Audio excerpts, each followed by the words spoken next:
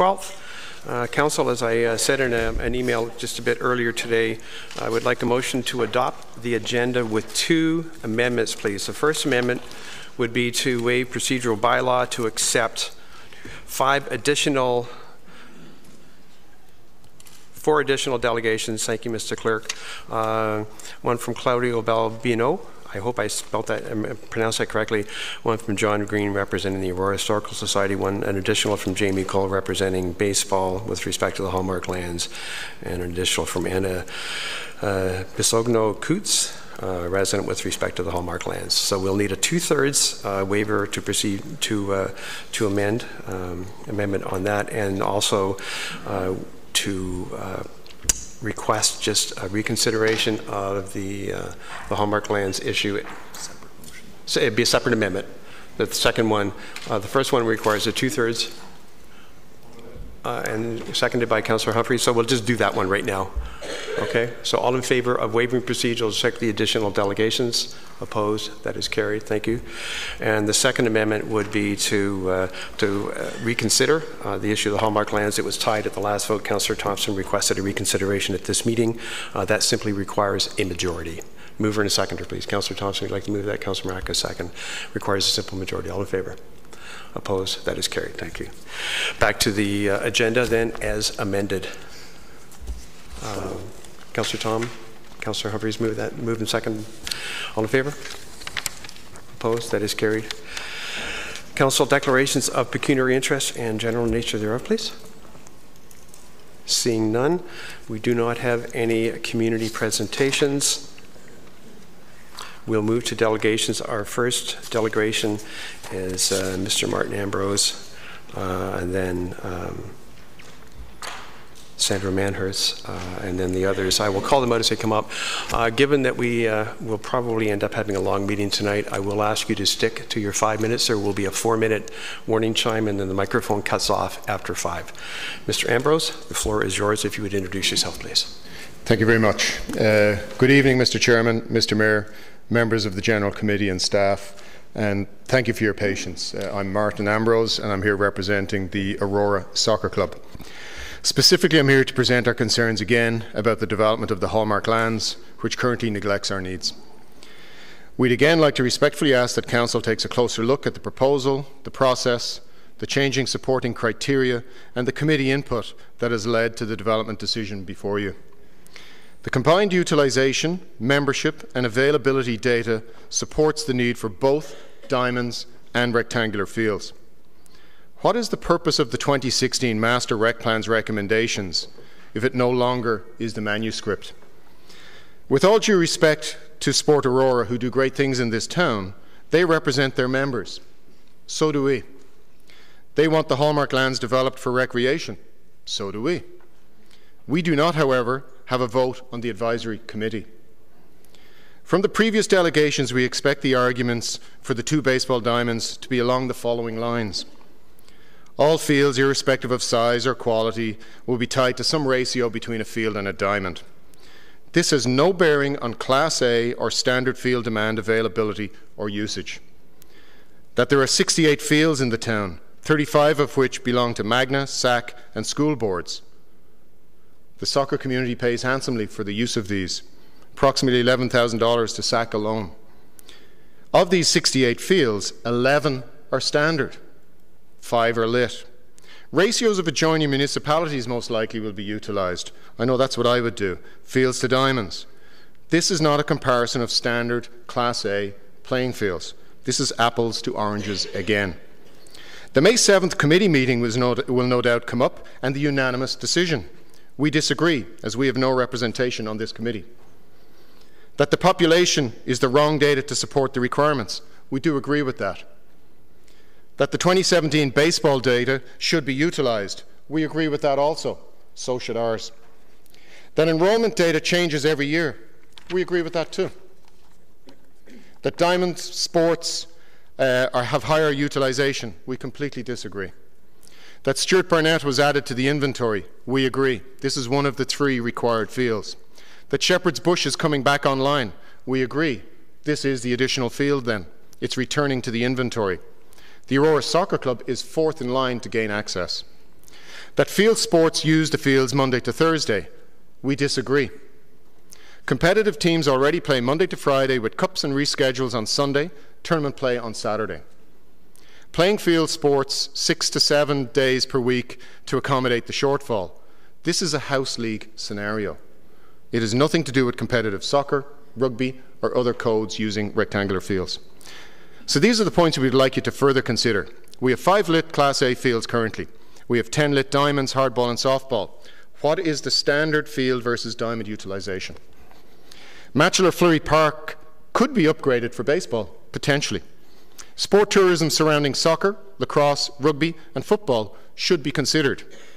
Currently we have 5,139 field users, 2,316 diamond users. Based on the growth metrics supplied to us, this could balloon to around 8,000 versus 3,300 respectively by 2021. Aurora has 58 competitive soccer teams vying for Class A standard fields. 15 of these are playing provincially, driving tourism to this community. The Aurora Soccer Club hosts international soccer events every year. Rugby, lacrosse and football have barely received a mention. Soccer World Cup starts on Thursday. Rugby World Cup 2019. 1 minute, sir. We have a professional rugby league team. StatsCan supports growth of field sports and the ageing group above 20. There should be no winners and losers, but perhaps only healthy compromise. At our park, the Highland Park, we have 1 lit field for 450 competitive players. We play Monday to Friday, 7 to 11 p.m, 2 games most Sundays. Saturday, occasional house league and international play. We are 100% utilised and rent fields outside of town. We want to continue the dialogue, but we again request the Council direct staff to include at least 1 soccer field with floodlights in the project design and approval. And we again ask that the soccer group is provided with representation on the Parks, Recreation and Cultural Services Advisory Committee. This concludes my comments. Thank you for your time. Thank you, sir. First of all, a motion to receive and refer. Councillor Humphreys, Councillor Tom, comments or questions for Mr. Ambrose, please. Seeing none, sir, thank you very much for coming out. We do appreciate it. We'll go to our next delegate. You wore your fancy cufflinks and everything. All in favour of receipt, please. Opposed? That is carried. Thank you. Our next delegate is Senator Manhurst from Red Chapel with respect to the Hallmark lands. I see it's just Sandra, actually. I'll ask you to introduce yourself. You have 5 minutes and there will be a warning chime at 4. Thank you. My name is Sandra Manners. I live at 23 Peterman Street. My kids play both for Aurora Youth Soccer Club and Aurora King Baseball Association. I also sit on the board of Sport Aurora, and it's in this capacity that I delegate this evening. Sport Aurora's mission is to develop sport and recreation in our community. And while we do support our members, which include both field and ball diamond sports, I would like to make it very clear today that when we come before you to delegate, it is always with an objective lens, encompassing a larger view, and advocating for what we truly believe to be the best interests of sport and rec in our community. Today I would like to discuss the Hallmark lens. This particular issue is an emotional one for Aurora sport and rec community. We are lacking facilities in all areas, and as our population grows to 90,000, the situation will only worsen. Sporting organizations across this town, whether field, diamond, pool, or rink, are struggling to grow their programs. Kids and adults alike are heeding the call for Aurora to be Canada's most active community, but despite these individuals lining up to participate, we are turning them away. We don't have enough facilities. To attempt to fix this, our sporting organizations have become passionate advocators, and so they should be, fighting for their communities. While this is also true for me, I'm an individual who's very analytical in nature.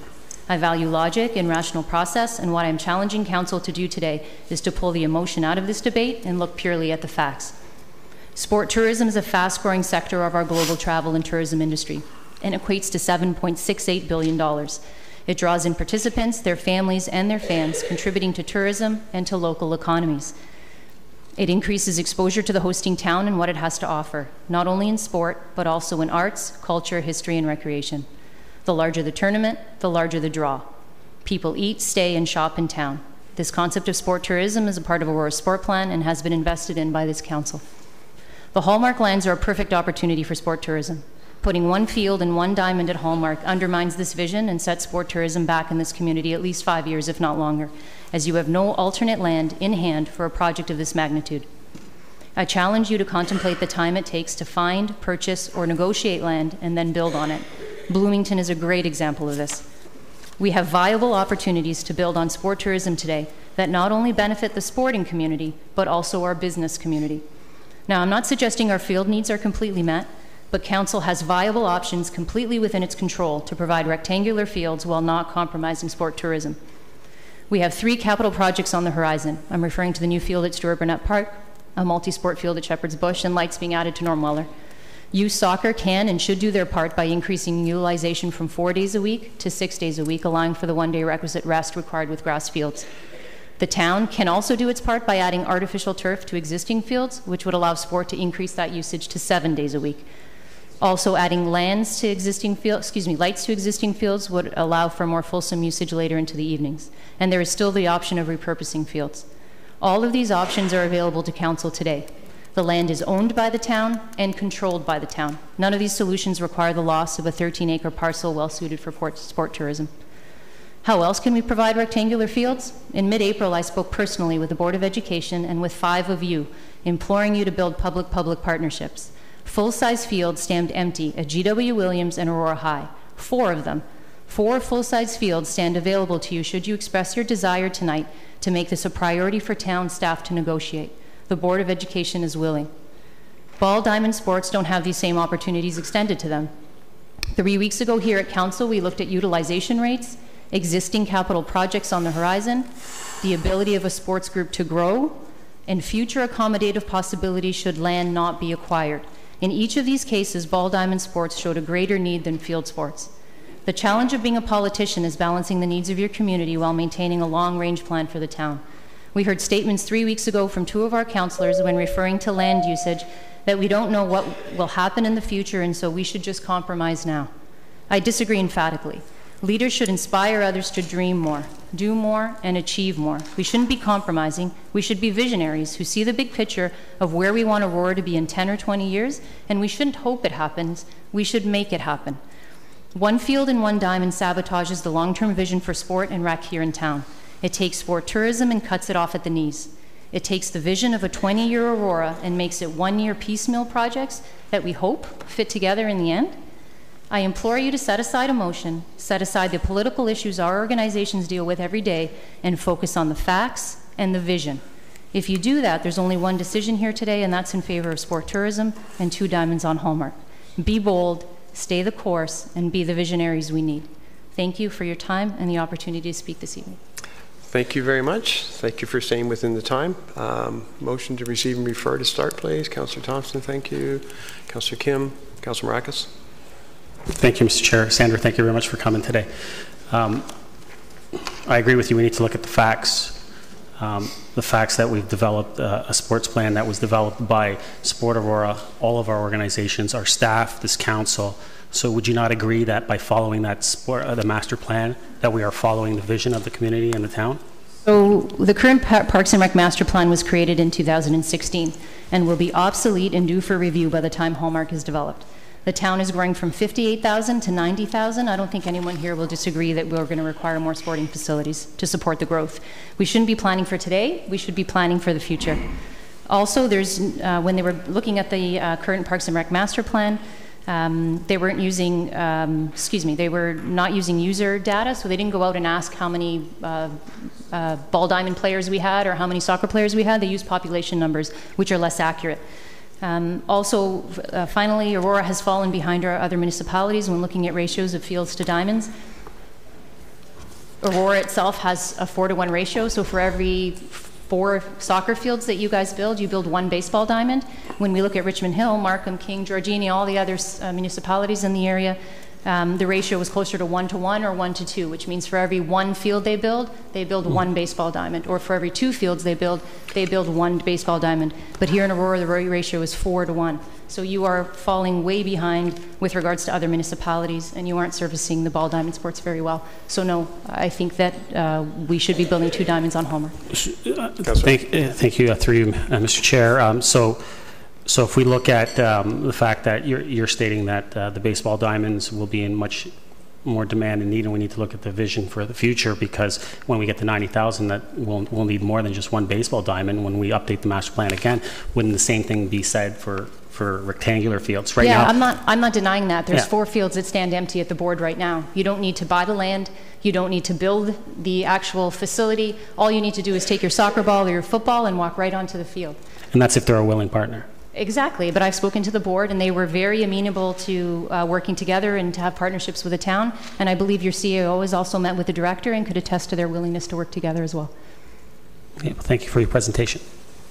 Councillor Humphreys. Thank you, Mr. Mayor. Just a comment. I don't know who councillors are referring to, but it's not a compromise if it's 1 and 1. That is not a compromise. I'm looking at the master plan. I don't think a plan completed in 2016 is obsolete. I think it was forward thinking and it does need to be revised, but I don't think it's a compromise. Thank you. Councillor Abel. Thank you, Mr. Chair. Thank you, Sandra. When we were talking about going to the board to use fields where we don't have to pay for the land, to me, that's a financially prudent approach. And so we have fields that we can repurpose. And is there any consideration to repurposing fields and putting 2 Class A ball diamonds on? That Sport Aurora, that the council should actually go into the board first and negotiate that, and to see if there's room for partnership. They've been very amenable to those partnership changes, so I would go to the Board of Education first in order to negotiate those lands, because there's no cost to the town to do that. And should that relationship fall flat, which I don't believe it will, then I would look at the other opportunities like lighting, turf, and potentially repurposing. But repurposing has a cost, just like everything else does, and the Board of Education already has fields that stand available. They already have uprights on them. All you need to do is walk onto the field. And in addition to the board, there are opportunities to repurpose land that we currently own, the town. So it would be worth considering the option of, rather than purchasing land, repurposing land and constructing ball diamonds on property we already own. So the only issue with the lands I've seen and people have chatted about with regards to purposing is that they all require a loss of a sport field. So whether baseball repurposes, it requires the loss of field sports. Whether field sports repurposes, it requires the loss of a baseball diamond. So to be quite frank, 2 diamonds on Hallmark and then negotiating with the board is the council's best option. I would, okay, you're entitled to your opinion, but the cost factor is something that you would consider to the taxpayer. If we could build for something, say, 20% less than the Hallmark, would that be worth a consideration? I'm sorry, ask the question again? We could build ball diamonds at $10.5 million, or we could build them at $2 million. Would you consider looking at the one that costs less? I think generally being fiscally responsible is important. Thank you. However, unless I know what those options are on the table, I think that's maybe an unfair question. We're not going to pursue this line because I don't think that's fair to the delegate. Of course, no, I just was asking a question. I'm finished, thank you. Thank you. Are there any other comments or questions for the delegate? Motion is to receive and refer. All in favor? Contrary, that's carried. Thank you very much for coming out, Sandra. We do appreciate it. Our next delegate is Claudio Balbino. Balbino? I apologize, sir, if I'm sure that I did not do a very good job on that. And that's with respect to item 2, Yonge Street building evaluations. Thank you. So, good evening, Mayor and Council. My name is Claudio Balbino from the Agora Research Group, representing Benny Socha, owner of several properties along Yonge Street between Wellington and Mosley Street that are impacted by the May 14th, 2018 hack report. As Council is aware, Mr. Socha was at no time consulted on the evaluation process, nor was he notified of hack meetings to consider the evaluations. There were several recommendations in the May 14th hack report that clearly stated that staff recommended that the affected property owners be consulted prior to the initiation of the process. And furthermore, that 15195 Yonge Street be added to the Aurora Register of Properties as a listed heritage property prior to consideration of a Part 4 designation. No rationale was provided as to why HAC decided not to include the impacted property owners, nor was there any rationale as to why 15195 Yonge Street has been added to the designation list and not to the listed heritage property register. Based upon our experience in other markets, a newsletter is typically sent out to the community explaining the project background, work underway, and next steps in the process. The newsletter typically contains an invitation for residents and property owners to attend a public information open house. No such communication or consultation was initiated by HAC. Furthermore, the local BIA was not contacted or requested to participate in the process. In our opinion, the lack of inclusion and transparency is troublesome, since 15 of the 30 commercial properties along the Yonge Street core are recommended to be designated. The HAC recommendations, if approved by Council, will impact business investment, livelihoods, and jobs. It is our opinion that instead of working with impacted owners and searching for a solution that will benefit all parties, the HAC recommendations will work counterproductive to the Promenade urban strategy and the general well-being of this historic core. In terms of the HAC report, we understand that an evaluation group was completed evaluating all of the 15 buildings along Yonge Street. It is not clear who completed the evaluations or what the qualifications of the individuals undertaking the evaluations.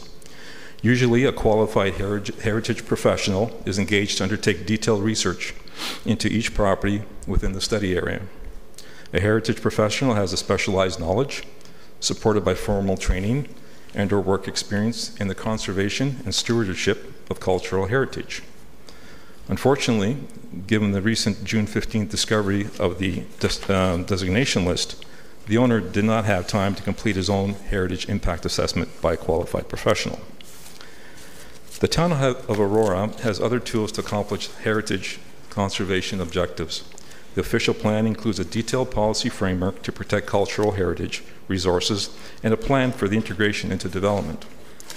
We are of the opinion that the town has robust heritage conservation policies, along with the provincial policy statement 2.6 regarding cultural heritage and archaeology, which states that significant built heritage resources and significant cultural heritage landscapes shall be conserved. In addition, the official plan includes policies that support the preservation of heritage buildings and their integration into new development. Furthermore, urban design guidelines are in place to ensure that all new developments and redevelopment are compatible with the character of the downtown core. As previously mentioned, Mr. Socia has acquired several properties along the historic core. Since purchasing the properties, Mr. Socia has made significant contributions to removing undesirable uses and replacing the spaces with reputable tenants that have contributed to increased traffic and an improved streetscape. Mr. Socia acknowledges that the town's expectation moving forward is that any new development proposals will require the owner to demonstrate how heritage buildings will be preserved and incorporated into the future development plans. Mr. Socia has also expressed his desire to work with the town to ensure that any development will support the downtown revitalization plan while respecting the heritage character of the buildings. Mr. Socia has concerns with the property listed on the intent to designate list and will be seeking professional advice related to heritage impact statements, structural integrity of the buildings, geotechnical investigations, and legal options. Depending on Council's decision tonight, the owner may or may not appeal the decision. In summary, based upon our comments tonight... Could you wrap up, sir? Yep. Comments tonight and the letter we sent to Council today, the owner is respectfully requesting a deferral of Council's decision to designate the properties listed on the May 14th HAC report until such time that affected owners are consulted and have an opportunity to provide input into the decision that impacts their businesses located in the downtown core. Thank you, sir. Motion first, followed, receive and refer. Councillor Humphreys, thank you. Councillor Perry, second. Councillors Perry, Tom, and Humphreys. Thank you, Mr. Mayor, and I was chairing the meeting last week, so I kept my comments to a minimum. I appreciate you coming out tonight. It's greatly appreciated. With that said, I vehemently disagree with your statements that we were not operating in an open and transparent fashion. We followed the provincial guidelines to a T. And with that said, I look forward to seeing what comments your professional planners that you're going to hire come back with as we follow the provincially mandated process. And I'll go one step beyond that, regardless of the outcome of what your planners come forward with. I have no reason to doubt that any building that takes place or any redevelopment that takes place, as you've mentioned, will be respectful of the heritage elements of those buildings. But this is a process that we're undertaking, and I believe we've done it following all of the provincial guidelines and mandates. Thank you, Councillor Perry. Councillor Tom. Thank you, Mayor Dallin. My comments are going to be similar to, it's really quite remarkable that you would call it not transparent. We've, as Councillor Perry mentioned, followed everything to a T. The process that has been followed is the process. And so I'd also take issue with the fact that you impugn basically the motives or the character of those who sit on the Heritage Advisory Committee. These are people who care deeply about the heritage of our town. They believe in conserving the built heritage of our town. If you were to get up there and at that podium and say that they're not qualified or they have, they're not, you know, council has given them the authority to make recommendations regarding heritage matters. This is the process. You might disagree with it, but I don't think you can come up here and say that it hasn't been transparent. We have followed the process to a T. So I vehemently disagree with your comments as well, and I certainly think that the members of the Heritage Advisory Committee don't agree with them either. Quickly.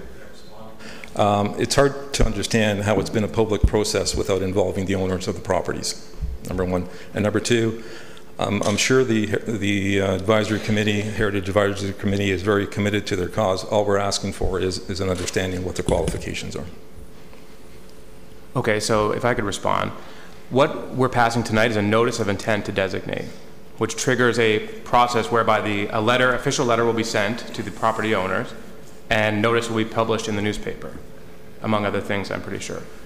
That triggers also a 30-day period for you to get a heritage impact assessment, if you so choose, on all the properties, and appeal council's decision to designate the properties, which will take place at the Conservation Review Board. So you are absolutely within your right to disagree with the decision, but again, I want to stress that just coming here and calling it not transparent and impugning us the work that the committee has done since December 11th, and staff. So I disagree, and I think, like I said, if you disagree that these properties should be designated, I'm assuming, you think that they shouldn't be designated Part 4? You don't think they qualify? We don't think they do, no sir. You don't think they do? No sir. Okay, fair enough. Okay, so I just want to be clear though, the delegate does not believe that these are worthy of Part 4 designation and is planning to develop these properties. Thank you. Councillor Humphreys. To you, Mr. Mayor, and thank you for coming tonight. So a couple things. First of all, I appreciate the development and enriching our downtown core. That's the objective. We've been working on this for a long time. Library Square is a huge initiative to attract businesses, so I appreciate the development in that area and that there's some great new openings, stores. That's really important. However, the process that we follow is absolutely on tap. It's just we publish this, and the owners are allowed to come back and ask for whatever information they require. Now, if you looked at the results from our packages in rating these historical buildings, they're quite high, and it's a standard rating that we apply for all designated or listed properties. Listed properties.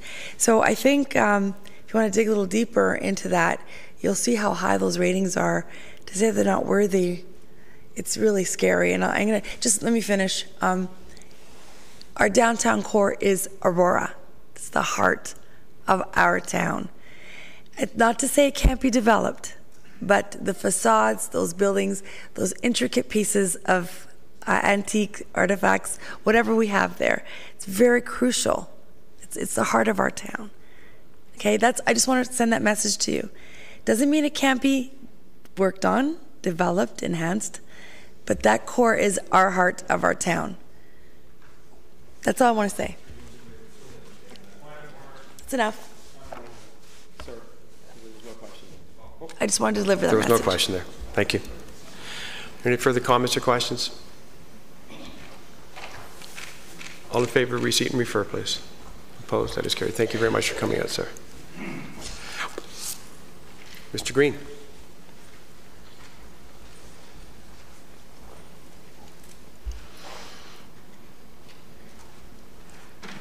If you would introduce yourself, sir, you have 5 minutes. There will be a warning bell at 4. Thank you. Yes, my name is John Green, and I live at 5 Fox Point in Aurora. I've been in my house since 1983, and I'm currently the VP of the Aurora Historical Society. First of all, I want to thank the council members and Mr. Mayor for this opportunity to speak on behalf of the Aurora Historical Society to the value of heritage designations. I first want to reference 3 letters that have been sent to the council, my understanding, by our president, Bill Albino, and Bob McRoberts, the secretary of the Historical Society. And they asked the council pass the Heritage Advisory Committee's recommendation without condition. And from what I've heard this evening, this is something that they have done indeed with full transparency. So adding my comments, which I did touch on last week, and Sandra did hit his as well, Aurora is special. Special because of its place in history. It's the birthplace of famous Canadians, centers of successful businesses that have changed the Western world. It witnessed scenes of revolution and conflict that determined Canadian history. If you want to check the details for these events, contact the Aurora Historical Society. They will give you that in full.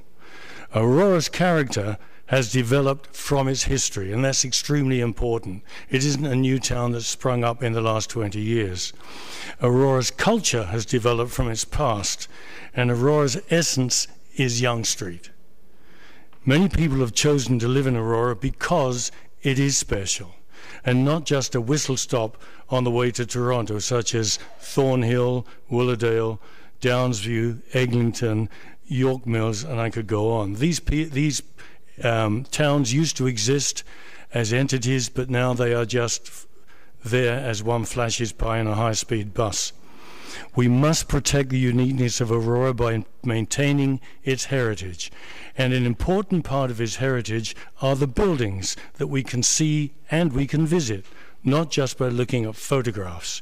Many of these buildings front onto Yonge Street. Their facades are familiar to many of us.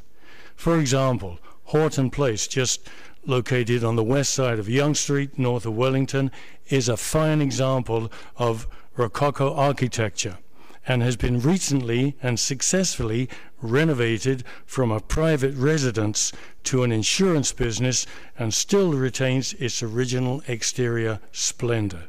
So I implore you to maintain Aurora's heritage and character by designating the properties identified by the Aurora Heritage Advisory Committee as heritage buildings, thus making sure that proper procedures are followed before the wrecking ball strikes.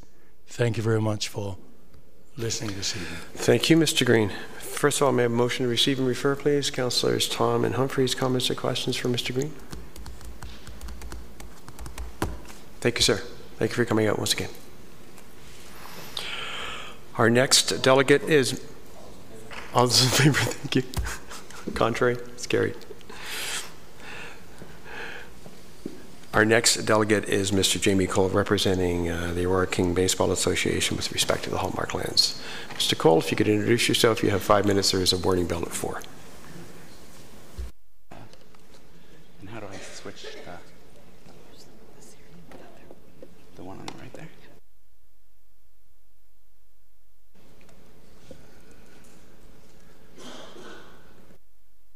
Oh, is it on? Hello, my name's Jamie Cole. I'd like to thank you guys again for listening to me.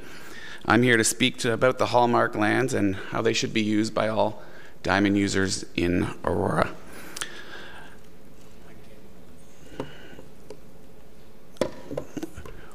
We are in desperate need for more baseball diamonds. Since the turn of the century, there's been just one softball diamond built that is suitable for young hardball players, 15 years or younger, softball players, or slow pitch players. There was Stuart Burnett, which was built in 2010, but this addresses a smaller subset of players.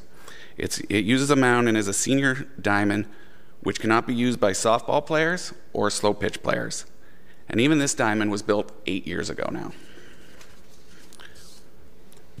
Aurora has continued to address the needs of rectangular field users with new fields and improvements to the point where we are now far out of balance from other municipalities.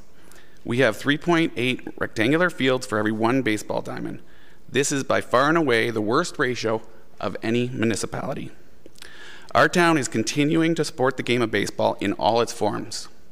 And it is growing, well, or at least it's trying to grow. Our baseball association has the same number of players as Markham and half the number of players of Vaughan, even though we are dwarfed by the populations of those towns. This has become a baseball town. The master plan stated that we should have one baseball diamond for every 100 users. That would put us today at 23 to 25 baseball diamonds, not the 18 that we have. Our organization does support baseball in 2 municipalities, but just to be clear, we create Aurora-based teams and we create King City-based teams. The Aurora kids are placed on Aurora teams, which are 90% Aurora kids, and play most of their games on the Aurora fields. These diamonds are required for Aurora families.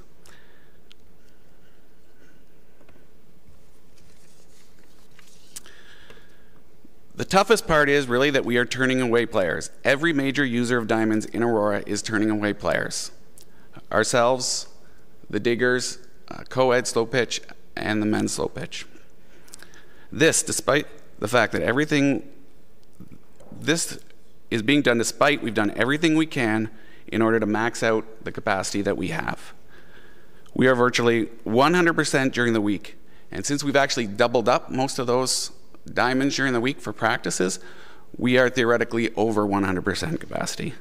We've moved to the weekends, having Sunday night house league games and offering up Saturday morning practices for these house league teams. We have not created rep teams, even though we have the skill level and desire for these rep teams. We have the fewest rep teams of any of the municipalities around. Again, even though our group and our organization is very well supported and has a high membership.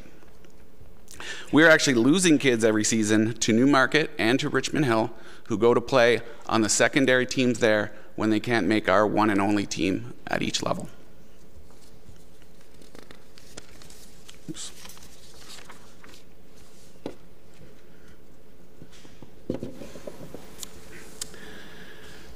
The Parks and Rec Department has done a great job of looking into and doing the research. The PRAC committee has also looked in the numbers and done the research. Sport Aurora has looked into the numbers and done the research. Everyone who has looked into the numbers and looked truly into the facts has come to the same conclusion that 2 baseball diamonds is the right thing to put onto the Hallmark lands. Thank you. Thank you, sir. Motion, first of all, to receive and refer. Councillor Humphreys, Councillor Perry, any comments or questions for Mr. Cole? Councillor Perry.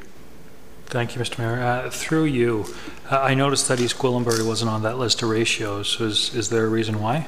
I just didn't get the information back from them. So some of the information came from an article in the Banner last week, and then I reached out to various different municipalities to try and get information directly from them as well. Okay. My other question might be a little bit more difficult to answer. In the past, the groups come before us and told us that the reason you're doing so well right now is because the Blue Jays are doing well. And seeing the Blue Jays do well in 2015 has driven higher enrollment numbers for your organization. Yep. The Blue Jays aren't doing well. By my estimate, they won't be doing well for a while. Unfortunately, I probably agree.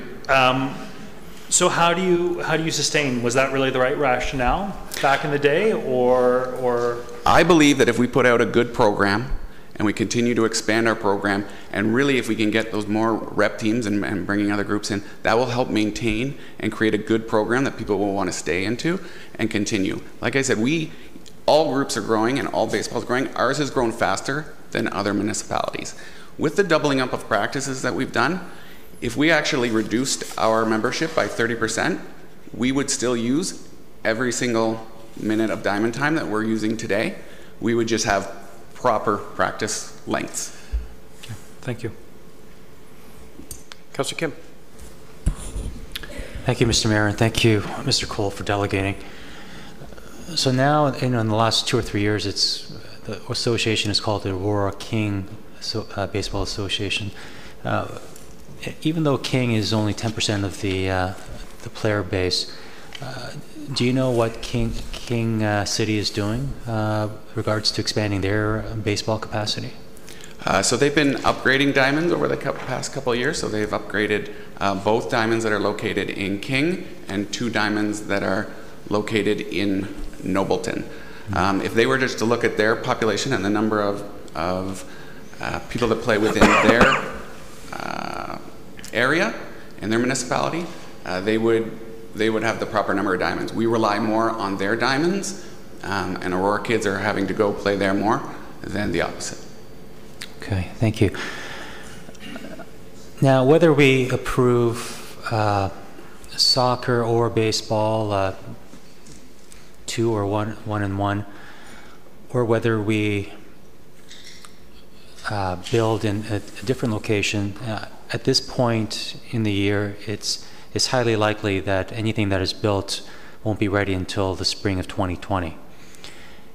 If town staff are able to find options for 2 additional baseball diamonds, men's softball size diamonds, which I believe is what you guys require,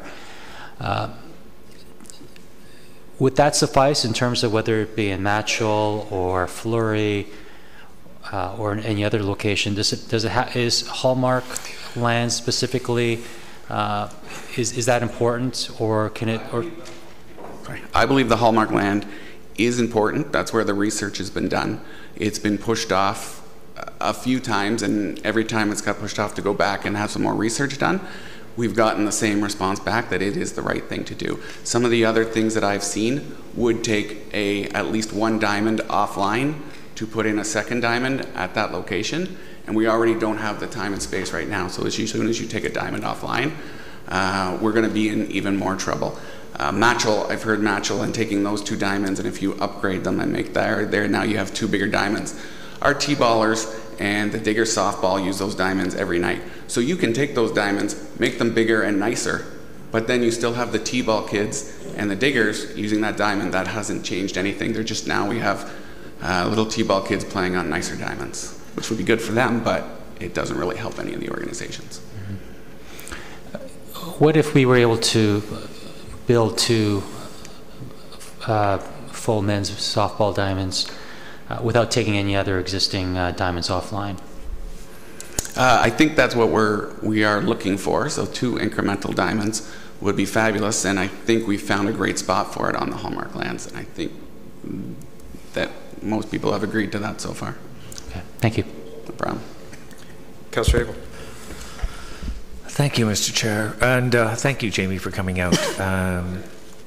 The questions that Councillor Kim asked you were basically what I was going to ask. Does it matter where we put 2 Class A ball diamonds? And it sounds like you could use a couple of smaller T-ball diamonds. And what I want to ask is, well, there's 2 questions, but the first one is the fiscal cost of any concern as a taxpayer, whether we do one for 10 million, or excuse me, one for 5 million and one for 1 million, if they were both the same diamond? Mr. Cole? Yeah, sorry? That's a rather unfair question. You don't need to answer it. All right, you don't have to answer Yeah, it. I just think everybody knows the cost of these diamonds, and the people who have done the research know the cost of these diamonds, and they have come back with 2 diamonds on the Hallmark land. So they seem to think it's prudent, and I will agree with the Parks and Rec Committee. And secondly, the emails that we've been receiving, were those from your association? I think they were from our association as well as the Diggers, and I'm not sure if you got some from other organizations as well. No, it was good. We got, or at least I received some 40 emails. I just was wondering where the source was. Thank you. Yep, we have a very passionate group. Thanks. Thank you. Thank you, Mr. Cole. Seeing no other comments, I'm sorry, Councilor Marcus. Thank you, Mr. Chair. Through you to Jamie. Jamie, thank you very much for coming. Was your organization part of the consultation when the update for the sport master plan was done? I wasn't part of that. Dave Giroux, do you know if we were? I know that if you read the master plan, we did give our numbers, so our numbers were in there. So it was some of the other groups that didn't provide their enrollment. I'm just, and through you, Mr. Chair, I'm just wondering, were the groups advocating for 2 diamonds at that time, or just 1? Because it seems to me from the update of the master plan that it says 1, and as Councillor Perry mentioned, that was during the time of the update. That would have been when the Blue Jays were hot, and I would assume that if you felt that there was a need for 2 diamonds, that would have been presented during that update. And we were also talking about sport tourism at the time, so I'm just curious if that was presented. Sure, that's before my time, so I'm not really sure how much feedback they gave into that. I would have hoped that they would have pushed for 2. The master plan again does say that it was based off of population, and our population has come to baseball more than other municipalities have, so that population number isn't something that should be used, and it actually says that in the master plan.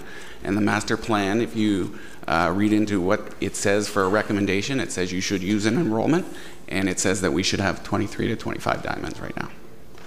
Thank you for your comments. You're welcome. All in favor of receipt and refer, please. Opposed? Okay, thank you very much, Mr. Cole. And our last delegate is Anna Bisogno-Coots, and I hope I pronounced that correctly. If you could introduce yourself so I could get the correct pronunciation, you have 5 minutes in the morning bell at 4. Okay. My name is Anna Bisogno-Coots. So Mayor Daw and council members, thank you for allowing me to speak this evening. I've been a resident of Aurora for about 20 years now, and so I'm here, first of all, some nice discussions about our town, and I want to just say that I feel that it's wrong to be pitting 2 sports against each other, and I really hope that there can be a resolution that makes everyone happy. Our kids deserve to play whatever sport they want to play in this town. As a taxpayer and a resident of this town, though, I would expect that council does what's fiscally responsible. I don't want to be digging deep into my pockets for more money. And I am a soccer coach, have been for 14 years, and my kids play soccer. So it's difficult for me to play both sides, but I have to give you both points of view. As a taxpayer, I expect you to look at those lands and say, can we take these funds and can we use these funds to satisfy both organizations and other sports in our town? And if we can do that, and if we can find land, my husband said to me, well, then they'd have to buy land. Well, no, we don't. I've been on the fields for many years, and we do have land. And specifically, I turned to the soccer dome.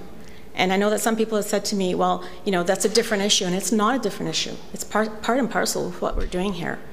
If the Redvers are willing to give up the soccer dome and you buy that back, then we have our indoor field, and if we could have our soccer club there and our facilities there, then look behind that field and see Lambert. Can we convert that to a turf?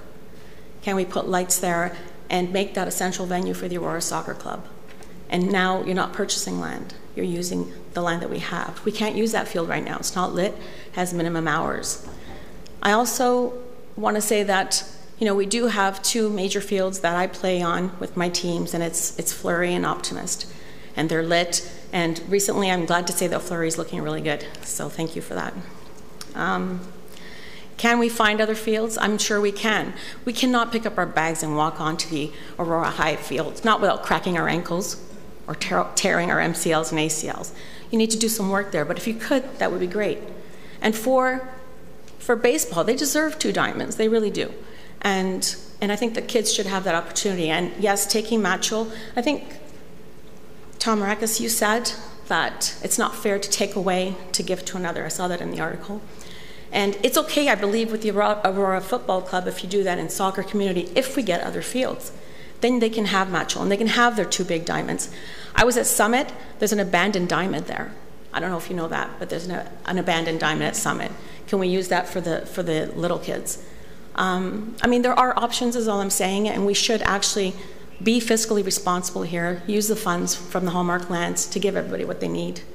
And, you know, put this to rest, and let's hear about what you have for us in the next few months coming up to the election, other platforms, things that we really need in this town, because I see that financially things are going to change for everybody in the next few years, and don't make us dig into our pockets for more money. Let's use what we have. Let's make both clubs happy, and let's do, I mean, I don't have like a written speech or anything, so this is, I'm just winging it here. But I just want to say one more point on the turf. I sent some information to Council Marakis, and I was really disappointed to step onto that turf. That turf is dangerous. The fumes are about 2 feet high on a hot day, and we haven't had a hot summer yet. The black rubber is in the eyes of the players. They're breathing that. It's hot. They're spraying water on their feet because their feet are burning already. Is that 5 minutes? Their feet are burning. And so I would like you, I'll be back with another delegation about that. And I would like you to hold off. I don't know what you're putting at Shepherd's Bush, but I was assured that Stuart Burnett would not be that. And when I stepped on the field, I was very disappointed. Our kids don't deserve that. If there's a 1% chance it causes cancer, which some of the studies are saying, then why are we putting our kids in harm's way? Can we please reconsider Shepherd's Bush and look for Cork or other alternatives? Thank you. May I first have a motion to receive and refer, please? Councillor Thompson, Councillor Gardner. Councillor Humphries. Thank you, Mr. Mayor, and thank you so much for delegating tonight, and I appreciate your feedback. Just really quickly, what field were you saying was not just that last comment about Stuart Burnett. Stuart Burnett, okay, Stuart Burnett. And okay, and I do appreciate one thing. One of the biggest, you hit the nail on the head. I really am disappointed that this issue has brought 2 amazing clubs feeling like, you know, I don't want that to happen. I mean, this should never have come to this. So I just want to say that I hope whatever happens tonight allows the clubs to move forward, and just, you know, we all probably coach with both the, you know, sports people are sports people in every aspect mostly. So I just hope that, you know, the resolution will just allow everyone to move on and just do a great job that they're doing, and enjoying the sports that we need to support. So thank you very much, and thank you for your feedback tonight. Welcome. Oh, one last question. You kept saying fiscally responsible. Are you suggesting something different for Hallmark altogether? I suggested you sell Hallmark. Oh. And you use that, you combine the funds into you use the funds specifically for you know, the sports and recreation, and without, like I was saying, digging deep into our pockets for more money.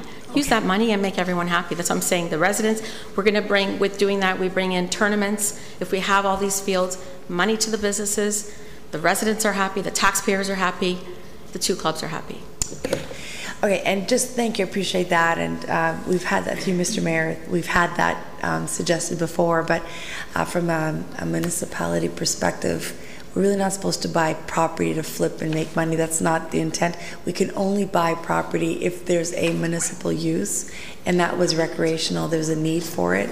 It was in the master plan. So I hear what you're saying. It makes, you know, from a business perspective. I understand that. But we do have to service the community. Spending money is, for me, I live here just like we all do, and I want those services. My life here, you know, is very, very important. So you have to invest in the community and make those, from me, my perspective, and I'm sure many others, that to invest in our community is very important. If I, you know, and that, I'll leave it at that. But that's, you know, from a municipality perspective, the intent is always to buy property for municipal use, and that would be recreation in this case. Thanks. Go to Councillor Kim.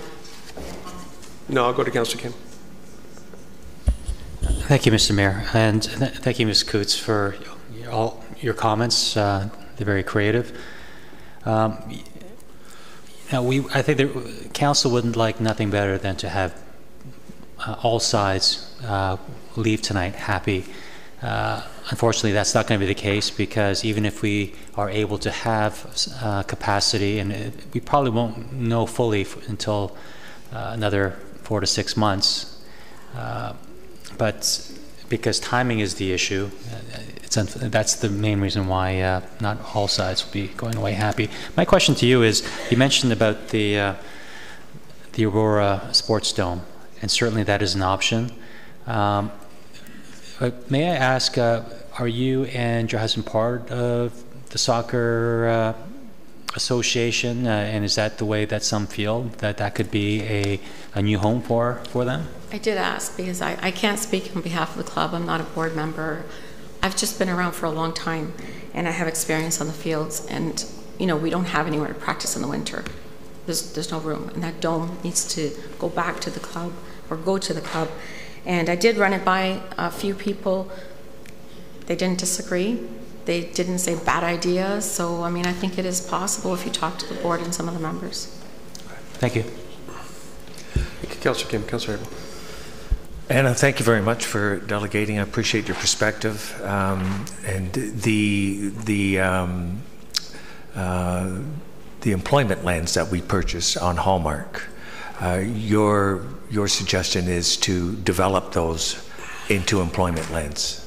And sometimes people will say that's flipping, but your comment on those lands was along those lines? Well, I read the article, and I agree. We're not, you're not here to make a profit, but it worked out that way. It just worked out that lands have, added value now, and that there is a need. And we're not flipping, we're just translating. We're taking funds from here and translating them to providing community services. We're not pocketing money, or you're not taking the money for council. It's for the community, and I don't see that as flipping. I see that as making good use of taxpayers' money. I totally agree with you. Thank you very much. Okay. Councillor Marcus. Thank you, Mr. Chair. Ms. Coots, thank you very much for coming tonight and delegating. I'm just curious, do you know what the value is of the Hallmark lands? Not sure. I read in the paper it could be in the $20 to $25 million. Okay, just to let you know through you, Mr. Chair, the lands are valued at almost maybe about $750 per acre, so you'd be lucky if you get even close to about $11.5 million. We bought it for $7.4, so I do believe that we are being fiscally responsible. Through you, Mr. Chair, to Ms. Coots, would you also not think that we could also possibly, I like the idea of looking at the sports dome. Do you not think that we could do that as well as providing more sports fields? It depends on the budget. If you're saying you're going to get $11 million, it's $11 million more than you had before you sold the land. Thank you very much for coming tonight. Right. Thank you. And I just want to make sure that I understood. Was one of your points that we should not have artificial turf? No, absolutely not. I must have misunderstood what you were saying. I sent information in about the type of material that's being used, and there are several studies out there that are suggesting that the black rubber can cause cancer. Okay. And especially with keepers. Thank you. Okay. Seeing no other questions or comments, all in favor of receipt and refer, please. Opposed? That is carried. Thank you very much. That finishes the delegates for this evening. We have 2 items on the consent agenda, Council. Item C1, which is the council minutes of May the 22nd, and C2, which is the special council meeting of May the 29th. A motion to receive those, please. Councillor Perry, move. Second, please. Councillor Humphreys. Question? You have a question? Put your thingy. Wanted to speak to C2. I'm sorry? I have a comment on C2. Okay. That C2 is the public meeting about the changing the zoning bylaws in the stable neighborhoods. And we're talking on the minutes. It's a pretty simple question, Mr. Marino. At that meeting, it's in the minutes on, that was May 29th. It's the minutes of page 4. A motion, an amendment to the motion was carried that Temperance Street and Tyler Street be included in the stable neighborhood study area.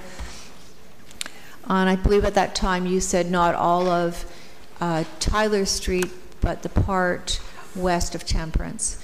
I was contacted by some residents, and they said the information about the public planning meeting doesn't have that portion of Tyler Street included. So could you just have a look at that, and or do you have an answer now why that wasn't included? Are you talking about the minutes, Councillor? Yeah. Mr. Muno? No, based on the direction, we did expand the study area to include that portion of Temperance and Tyler Street that had the similarly zoned properties, and those notices in that expanded area were sent out about a week ago. Thank you. Could you just have a look at that, because I believe that the notice that's gone out doesn't include the portion of Tyler Street that's just west of Temperance. Okay, Councillor, you're speaking to the notice rather than to the minutes. Well, I'm speaking Mr. Clerk? No, I'm speaking to the minutes, to a motion that was carried by council. Right. That's reflected in the minutes that is on the agenda, but the notice of the meeting does not concur with this. So I just needed clarification from Mr. Muno. Mr. Muno? Through you, Mr. Mayor, I don't have the that notice in front of me, but I'll certainly take a look tomorrow morning. That would be great. And report Thank back you. to council. Any other comments or questions on the minutes? All in favor? Opposed? That is carried. Using your tablets, please.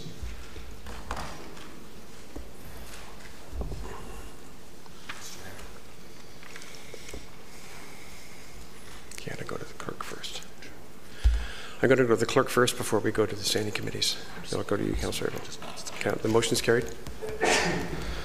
Thank you, Mr. Mayor, and through you, I just want to make council and the public aware of an administrative change we made to the GC report coming from last week. We were notified about just after the meeting, actually, that the heritage minutes of May 14th, and specifically the new business motion, was there was an error made. As the minutes were shown last week on the GC agenda, it asked council to designate the properties, which is outside the normal process for council. So, and after reviewing the recording of the meeting, what the motion really should have read was to have the Heritage Evaluation Committee do their evaluations and return those evaluations to the next Heritage meeting on July 9th. So I've made the correction in the GC report. Oh, it's not the Yonge Street ones. It's the properties located at 124 and 136 Wellington Street East. And so the GC report shows that we're just asking, our council is just asking staff to return heritage evaluations rather than actually start the designation process. Okay. Thank you, Mr. Clerk. Councillor Abel. Thank you, Mr. Mayor. During some of the delegations I left, and it's because I'm going to find myself in a pecuniary interest on the heritage piece, the designation, and the reason is that I'm part of an organization that owns one of those buildings, so I will excuse myself during that. Okay, and you need to submit that in writing to the clerk as well. When do you want that? For the next week. Oh yeah, okay. Thank you.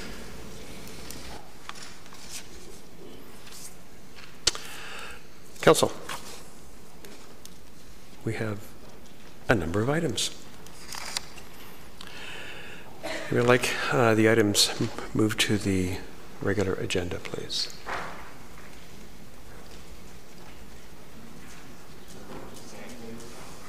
Yep.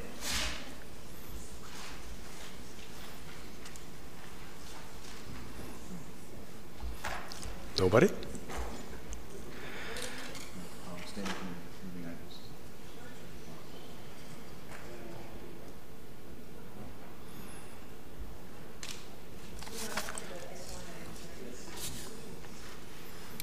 Councillor Abel. Thank you, Mr. Mayor. I was waiting for you to, but I realized I think I want to see R1, renovation to the Armory. And I believe we're going to have the Sports Dome lease brought up. And Mr. Mayor, the part on the Hallmark lands is, I don't see it anywhere but on the regular agenda R1, is that correct? So there's no need for me to pull that. No, there's an...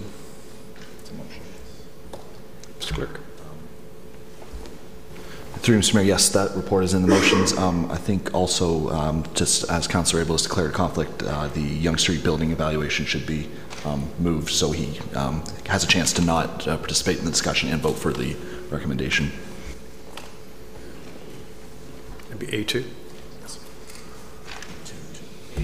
Sub 2.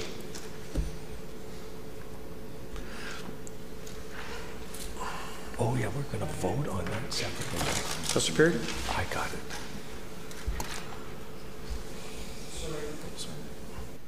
Just for clarification, I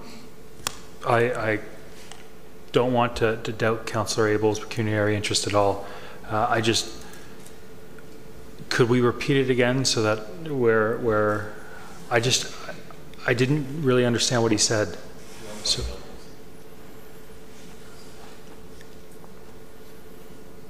Councillor Abel? Councillor Perry would like you to, he didn't repeat what my pecuniary interest, yep. The nature of the pecuniary interest is I belong to an organization that owns one of the buildings. And has that changed since last week? No.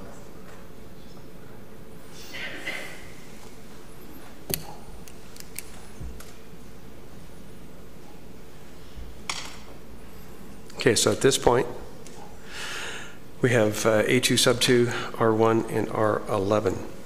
Councillor Gartner.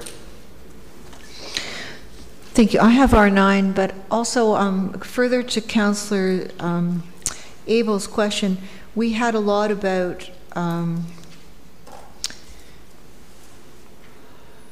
the Hallmark lands on our last GC, and we're only talking about the additional information. So am I clear in understanding from the clerk that all of the information that we have with respect to the Hallmark lands from last week is up for discussion, or do we actually need to pull that separately? Mr. Clerk. We didn't have any last week. That's the process. Didn't we have any additional information last week? No, I'm mistaken. Thank you.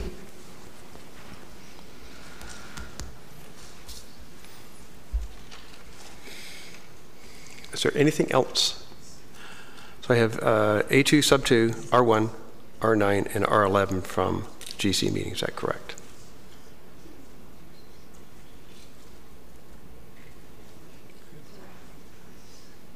Councillor Gartner. Sorry, Mr. Mayor, I'm trying to figure out my mistake. So what were you saying, please? A2 sub 2, R1, R9, R11.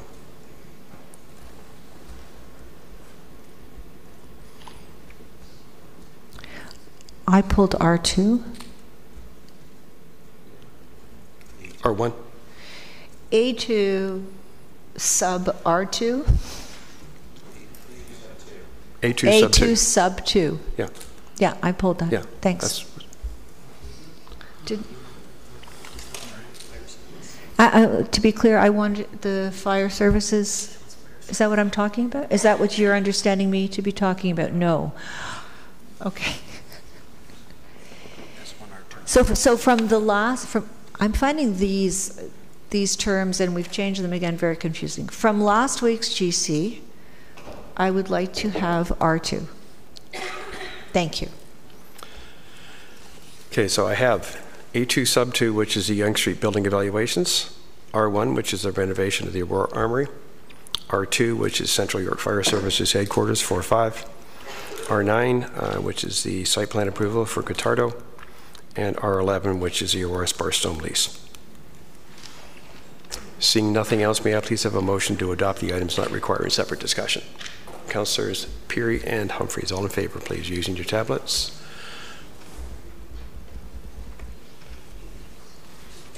These first. Yes. Or you can move around if you want to the motion. Okay, Council, at this point. Oh, Councillor Gartner, please. Councillor Gartner. Thank you. Council, do we wish to just start with the Yonge Street building evaluations or move to something else?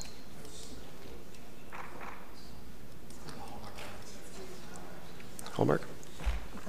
That would be R1 from tonight's agenda. Mr. Clerk? It's motion E.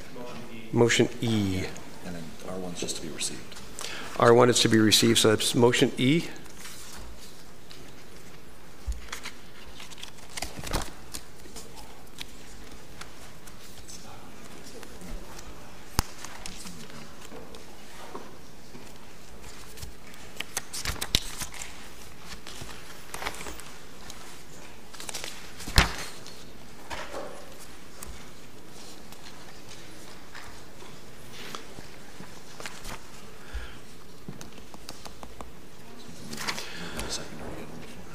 I would need a mover and a seconder, please, for the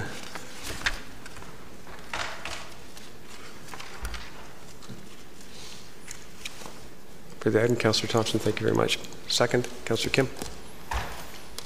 Speakers, please. Councillor Perry. So I think I get to speak twice and nobody else gets to based on what went around the table last time.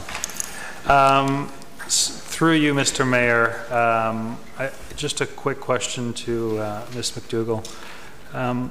Robin, with regards to the ASC, could I get confirmation that they are, I believe, 4th on the list of priorities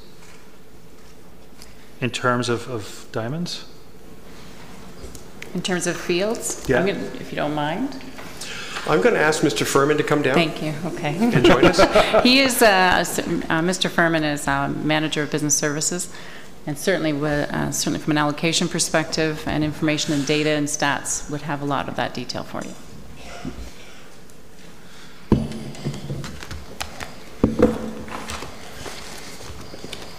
And I know I've used the line before, Mr. Furman, but it is summer and good time for a grilling. I'm just... Councillor Perry, if you'd like to redirect your question to Mr. Furman. The ASC are 4th on the priority list?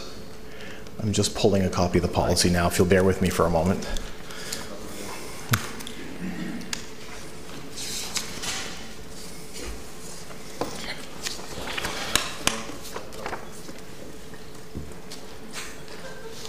Isn't he handy to have around?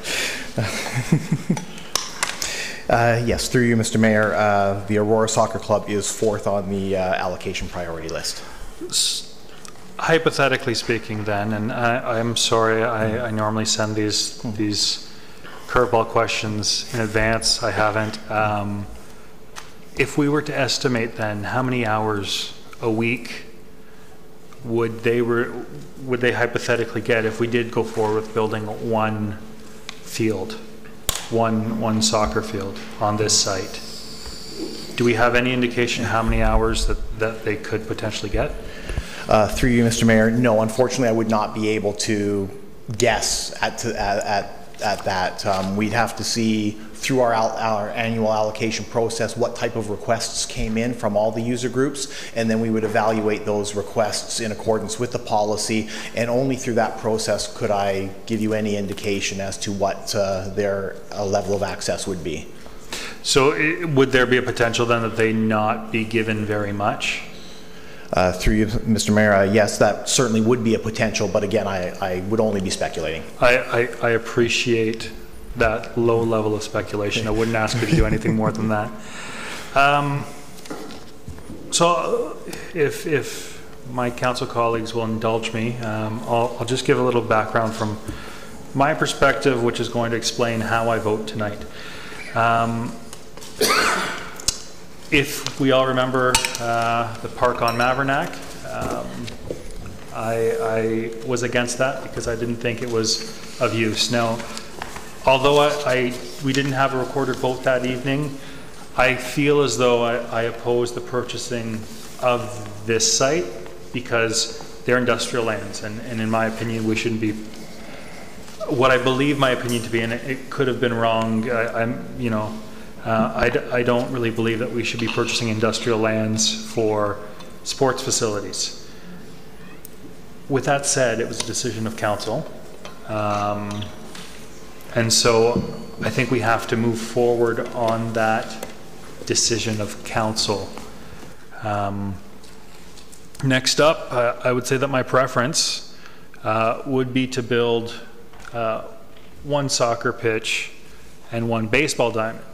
Personally, I think that's an appropriate way to move forward on this site. Having not been at the council meeting, I don't have the benefit of voting without knowing how everybody else votes on this matter. I know how the vote shook down.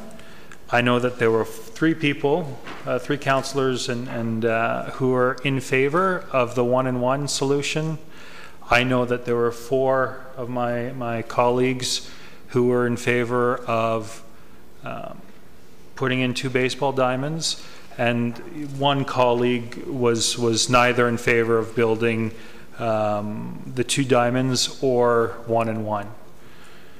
So my position on this is one completely pragmatic. Either we build something or we don't. Staff has laid out the reasoning and the rationale for why they're putting forward the 2 diamond solution to this issue. It's not necessarily one that I agree with. I really do believe that a more appropriate approach would be to move forward with 1 pitch and 1 diamond. With that said, if I vote that way, we're not going to be getting anything accomplished tonight. We're probably, I would assume, going to end up with a 4-5 vote to not proceed with one diamond and 1 pitch. And we're going to end up with a 4-5 vote to not move forward with 2 ball diamonds. And we're not any further along in that in our job, which is to provide the services needed to our residents. I can't get out of that conundrum in any which way. So because I feel like we need to be moving the needs of the community forward, I will be voting in favor of the 2 baseball diamond option.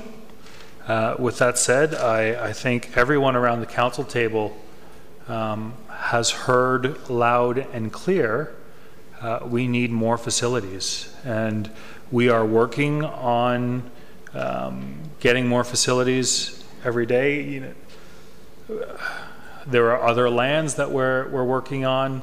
I think the solution of perhaps another dome could be a good one. We had the last one built without it costing the taxpayers anything. There might be the opportunity to do that again. But as things stand this evening, I can't see any way of moving forward on an issue. Thank you, Councillor Perry. Councillor Marcus. Thank you, Mr. Chair. And Councillor Perry, while I respect your thoughts and your opinions, I'll disagree with you on the fact that I think that I look around the table and I don't think that our colleagues, if one was voted down, would turn around and say, hey, you know what, I'm going to be spiteful and do nothing. I think that they would, at the end of the day, look at saying we need to do something. And so I think that it wouldn't end up being building nothing at the end of the day. So while I appreciate what your thoughts are, I disagree with them, and I think that you should continue to do what you honestly believe is in the best interest of the community. Councillor Gartner. Thank you, Mr. Mayor. The last time I spoke, I was voting for 1-in-1, and if I could be sure that the Bloomington land would come online, if we had, I mean, my preference is to defer this, but everybody's going to throw their hands up in the air. I mean,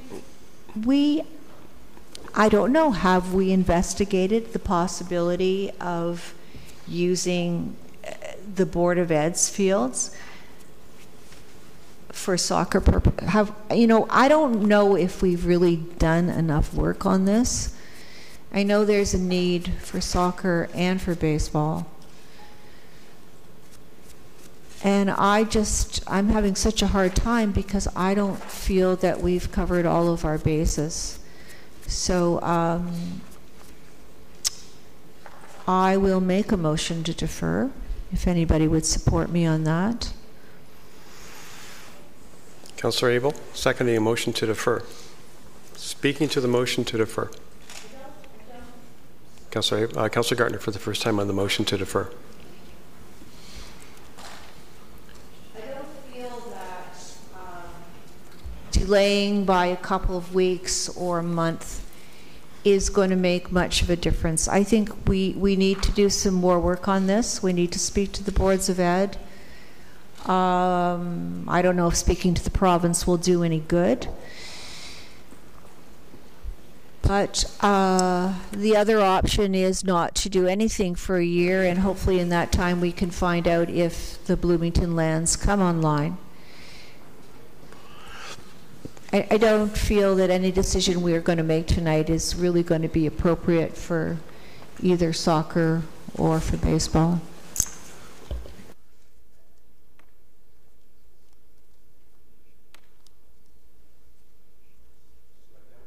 Actually, it would be to refer back to staff, I believe. Councillor, are you okay with that? To refer back to staff and to do as much work as quickly as possible. And at that point, perhaps decide or not to delay decision for a year. Thank you. Councillor Maracus. Thank you, Mr. Chair. I'll be against the deferral or the refer. I mean, we've been discussing this for over a year. We've discussed it at budget. We've discussed it with staff. Staff have brought us all the information. We have information coming out of our ears. So for us, sorry, Councillor Gardner, I don't think that we're going to get anything new that's going to present itself, other than the fact that maybe we do end up purchasing the Bloomington lands. But other than that, I can't see anything else that's going to substantially change anyone's mind sitting at this table. Councillor Thompson. Thank you. If I can, I guess I'll direct this question to either Ms. McDougall or Mr. Downey. In the Parks and Rec Master Plan, it says that recommendation 19 is to continue to work with educational, industrial, and other suitable partners to provide rectangular sports fields on non-municipal lands. And within the Parks and Rec, it says it's an ongoing process. So while I certainly agree with some of the comments of the delegates that we need to continue to have those conversations, can I be assured that we have, in the past, had conversations about utilizing those fields? Ms. McDougall or Mr. Downey? Through Mr. Mayor, we've actually talked to Cardinal Carter with regards to a similar arrangement that we have with St. Max, and that would be in concert with perhaps the acquisition of the Bloomington lands. And Council has directed us to have conversations with G.W. Williams with regards to use of their facilities. So yes, we are continuing to have conversations, and we'll continue to have conversations on the use or the shared use of fields within the school properties. Councillor?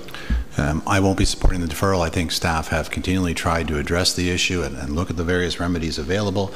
We may not have all the solutions, but I don't see deferring it at this point in time. I think it's time to make a decision. Thank you. Councillor Abel, Councillor Kim.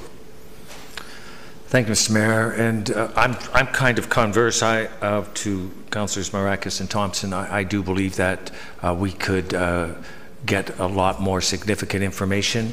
I thank Councillor Gartner for putting that forward. This is a very divided issue right here. We can see we should go back and try and find a way that everyone can be looked at and looked after. The main thing that is really of concern is that there's no alternative in our report. I asked Mr. Nadarozny, and through you, Mr. Chair, I asked Mr. Nadarozny, when exactly did Council resolve that the Hallmark lands would be specifically used for sports fields? Mr. Nadarozny. Through Mr. Chair, I believe it was during the time of the acquisition. There was a series of reports, and in those reports there was reference to the site being suitable for sport uses, many of which had been identified in the Sport Master Plan. So that was basically the reference. The bylaw that was passed ultimately to purchase those lands made reference to that same report. Did it make any other references for the purpose? Was it specifically sports, or was it for municipal purposes? Mr. Nader-Rossi? Through Mr. Chair, it first referenced municipal purposes as the reason for considering it, and then it went on to consider the linkage to the sport master plan, but only the plan in general. And that would all be not public information. There isn't a public resolution to that effect? What I mean is we're talking about things that were in closed session. Mr. Nader-Rossi? Through Mr. Chair, yes, I believe the substance of those reports were in closed session because there was a purchase being contemplated at the time. So we've never publicly declared the Hallmark land specifically in council and resolved that that's what it would be for. Through Mr. Chair, these transactions occurred well before my time, so without an exhaustive look at council minutes and so on, I can't say for certain that it's never been disclosed at council, but based on those reports that came forward, that wasn't part of it.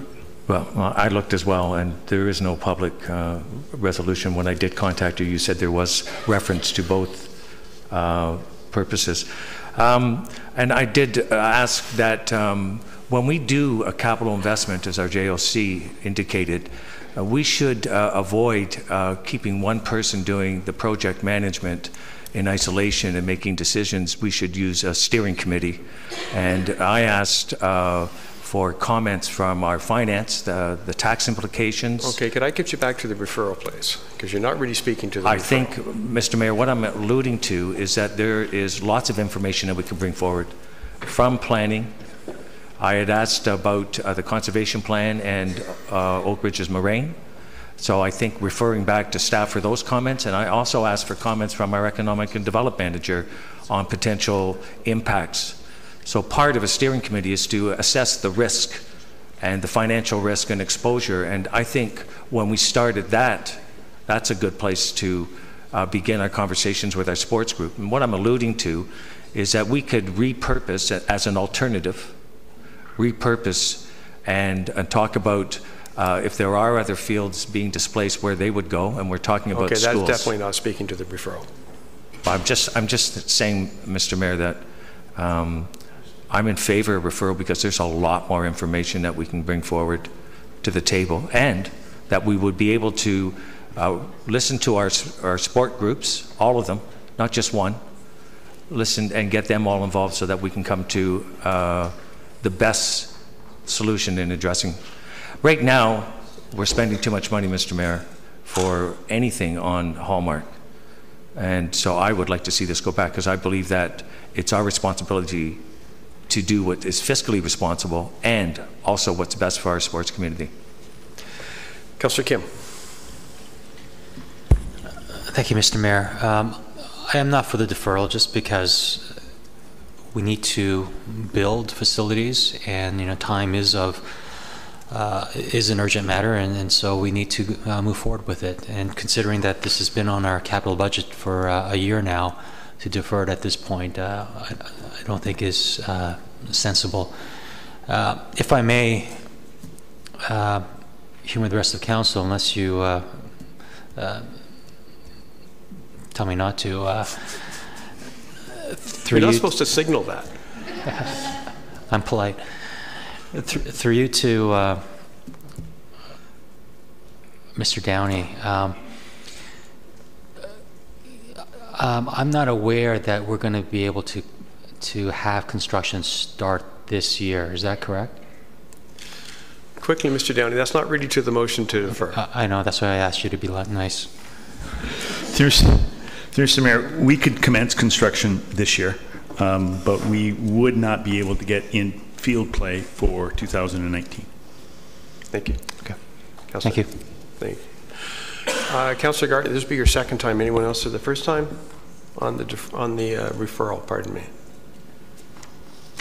Councillor Gardner, second time. Thank you, Mr. Mayor. And I did not make the referral motion to talk or revisit anything about the purchase of the Hallmark lands.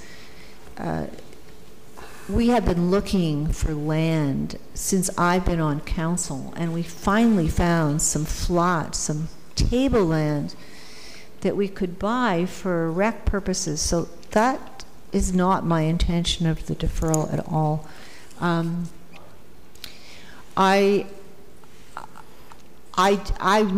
The intention really was for us to talk with the school boards.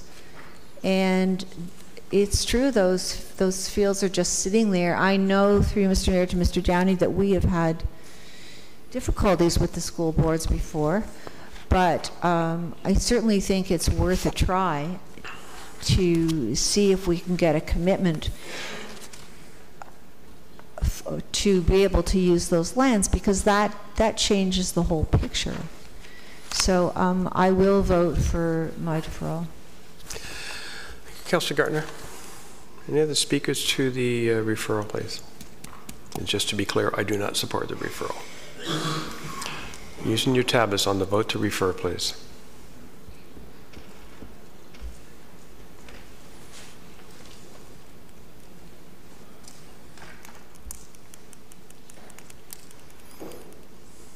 The vote fails 7-2. Back to the main motion. Councillor Gartner, you had the floor before the referral.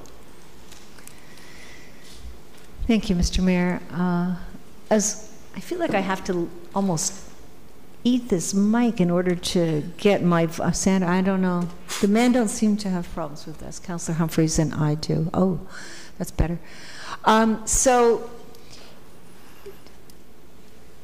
Again, if I could be assured that we were going to get the Bloomington lands, there would be no doubt in my mind that this should go to baseball.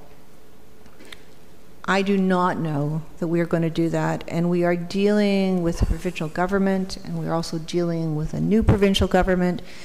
So I am going to have to, sadly, because I know it's not really going to please either group, go with the 1-and-1 option. Thank you, Councillor. Councillor Abel. Thank you, Mr. Mayor. First of all, I want to say that as many as people I reply to, that I'm all in favor of providing 2 Class A ball diamonds for the Aurora baseball, the Aurora King. I think it's very important, but I also consider we have a fiscal responsibility, and putting 2 ball diamonds on Hallmark at a cost of $5.25 million each is not a responsible solution. I'll be honest, I don't think putting anything on Hallmark, especially when we have options, and we can immediately put 2 ball diamonds in Machel Park, and we could regenerate and revitalize our downtown core, which is desperate for the tourism and all the activity that it would support. We have parking, and we could look at that and get that done immediately. A lot of people I had mentioned had contacted council with emails. I counted some 40. I responded to all of them. And every one of them I said, you know, baseball was the first sport I was in, etc. I coached it. Both my kids were in it. I realized how important it was. I support both ball diamonds. But if they could reply to me, which fields would they prefer? And so some answered whatever's best for the town. Others said anywhere close to Yonge. A lot said Hallmark. A lot said they weren't aware of any alternates, and that's the truth, there weren't any. And quite a few didn't answer. So this is, I think, as a community, we're open to working out what's best for the community. And if it means repurposing and saving the taxpayer a lot of money and revitalizing our downtown, that is what the community wants. And we can look after the ball diamonds right away. Now, I'd ask Linda if she could put up that overhead that I'd put up. When we first had this discussion, we had asked Mr. Downey if building ball diamonds on the floodplain was feasible, and the answer led Councillor Gartner to conclude that it wasn't viable to build on floodplains, but that's where we do build because it's non-developable land. I think one thing we can all agree on, whether it's rectangular or ball diamonds, they only are operating for 4 months of the year, which means they're basically not used for 8 months. So that's the reason why you build these fields on non-developable land, because it saves you a lot of money. And then the developable land is an excellent source of tax assessment and revenue. And employment land specifically is extremely valuable.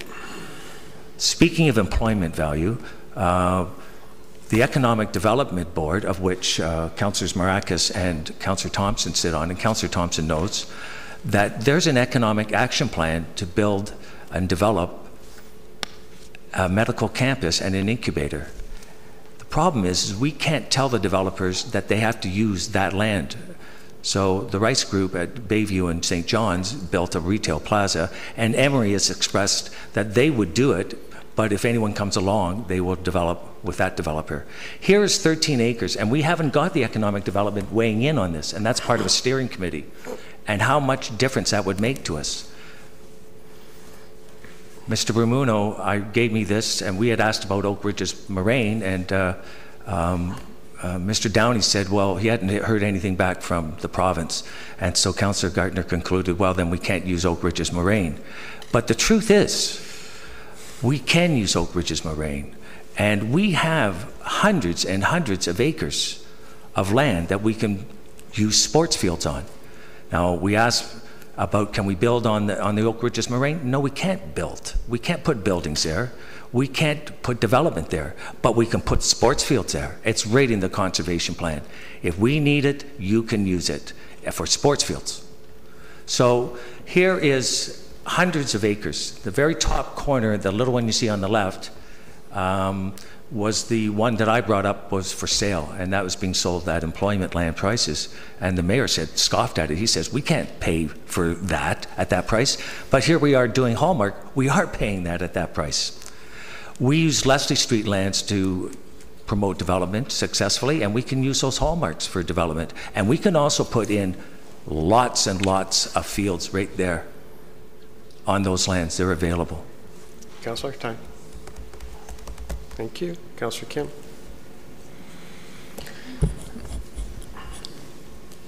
Thank you, Mr. Mayor. You know, it's unfortunate that time is always an issue, and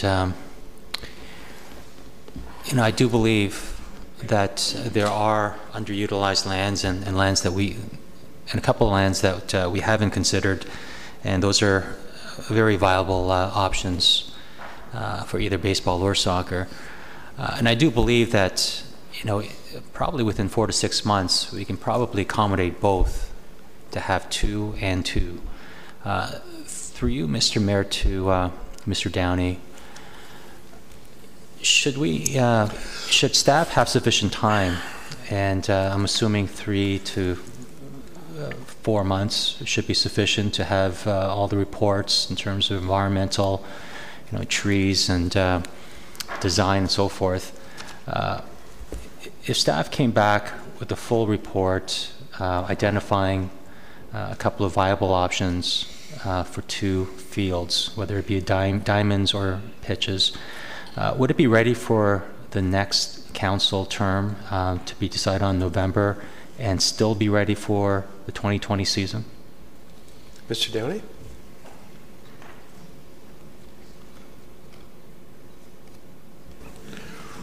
Through you, Mr. Mayor, I wouldn't want to commit to that. It all depends on when that decision was made. So decisions of the new council are more than likely wouldn't be made until December. And so we are concerned that by the time we get decisions made, contracts out, we might be able to make it, but I wouldn't want to make that commitment. It all depends on what the location was as well, and how much work had to go into preparing that location for whatever was going to go in there. Councillor Kim? Thank you. That's all for now. Councillor Perry? That'd be your second time, Councillor Perry. Second and final. Through you, Mr. Mayor, I understand what Councillor Marakis has stated, and I wouldn't mind the opportunity to vote my conscience first. So is there an opportunity to table what we have in front of us and to put on the 1-in-1 option and have us vote on that? That would be contrary. I think we need to finish this, and then if this... Point of order, I asked specifically to table this motion first and then to put another option on the table. I think that would be perfectly Mr. Clerk? in order. Okay. Motion to table. Second? Councillor Gartner. Speak to the merits of tabling. You can speak to the merits of tabling the motion. Procedurally, that means we put this aside and discuss another option.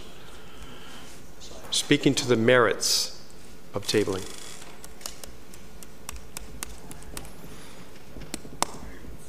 Seeing none, I will. Oh, Councillor Tom? With respect to Councillor Peary, if he votes against, if he's in favor of 1 and 1, then he should vote against what he's proposing to table. I'm sure that as last week, a motion was made after that, what's on the table before us was defeated on a tie vote, that the 1 and 1 option was put on the table after that. So I'm not sure why tabling this to go to that first has any. You said you want to vote your conscience, you can vote against 2 baseball diamonds. So this I don't think has ever been done before. I think we have a motion in front of us. Some of us agree, some of us don't. It was all said last time. We should vote on it. I don't think we should table this to look at another option before that. Thank you. Councillor Gartner. I'm just trying to find if there is a reference made in our procedural bylaw to tabling. Oh, you can. It's a legit motion. So it is in order? Yeah. Okay, thank you. Councillor Thompson. Through you to the clerk, if the other motion gets put forward and passed, doesn't it make then, isn't it contrary then to the original motion that gets tabled? Because we can't deal with it, the decision's already been made. Mr. Clerk.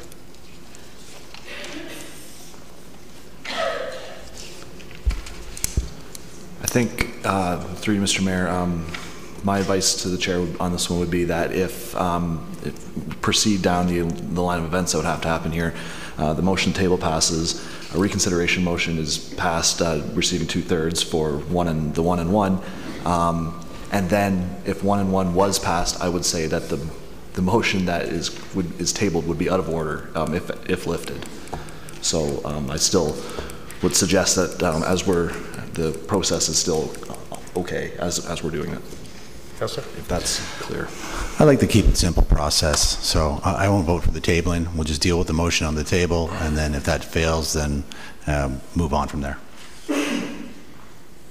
Councillor Peary for a second time on the motion. Just to be brief, Mr. Mayor, there's a difference between voting for something and voting against something else. So the tabling would allow me to vote for the 1 and 1, which I think is best, but if it would be more expedient to have me vote against something that, based on last week, would have passed, then that's what I'll do. Thank you. Thank you, sir. Councillor Abel? It's a motion to table. I don't know what is going on.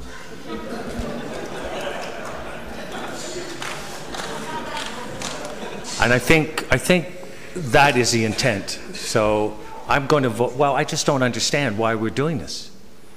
We're having a discussion.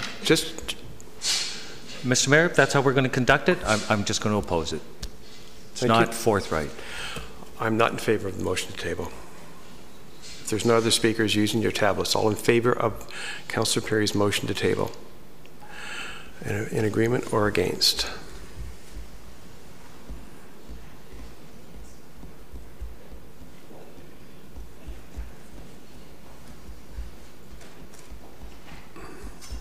Motion to table fails.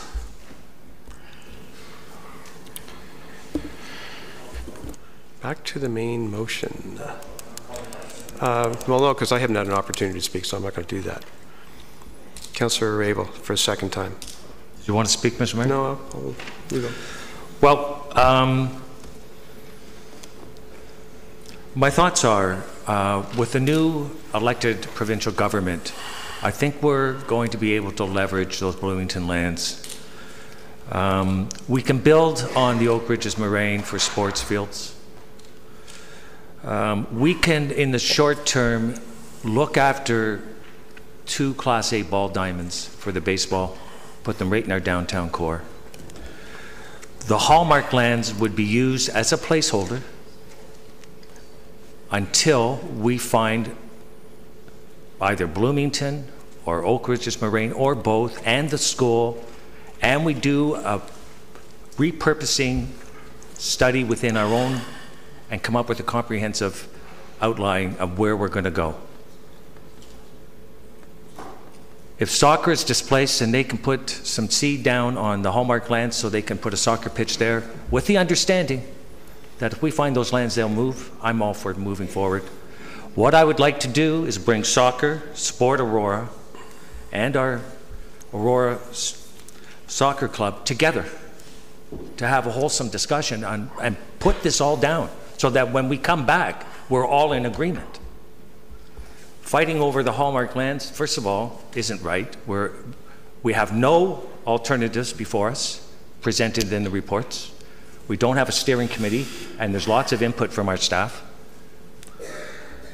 And it just doesn't make sense to pay $5.25 million for a ball diamond that will net us $35 for play 4 months of the year. It just does not make sense.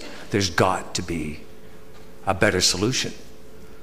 And to say that we don't have time and we have to make the decision tonight is crazy. So I think that's the approach we should take. I don't feel like I'm under a time constraint. We can build those 2 diamonds very quickly. And that's the key. So I'm not for this. Thank you. Thank you, Councillor Abel. Councillor Thompson. Thank you, Mayor Daw. Just a few points I'd like to make. Well, there was reference to the Hallmark lands. The 2016 Parks and Rec Master Plan alludes to the Hallmark lands. It says on page 49, the town's proactive efforts in purchasing a strategic parcel of industrial land located adjacent to the Hallmark building on Vandorf creates an opportunity to accommodate multiple lit sports fields. So, in my opinion, it is public knowledge. It was unanimously adopted by council, and so there is a council direction to use Hallmark for sports fields. However you want to interpret those fields, there is a public document that references it.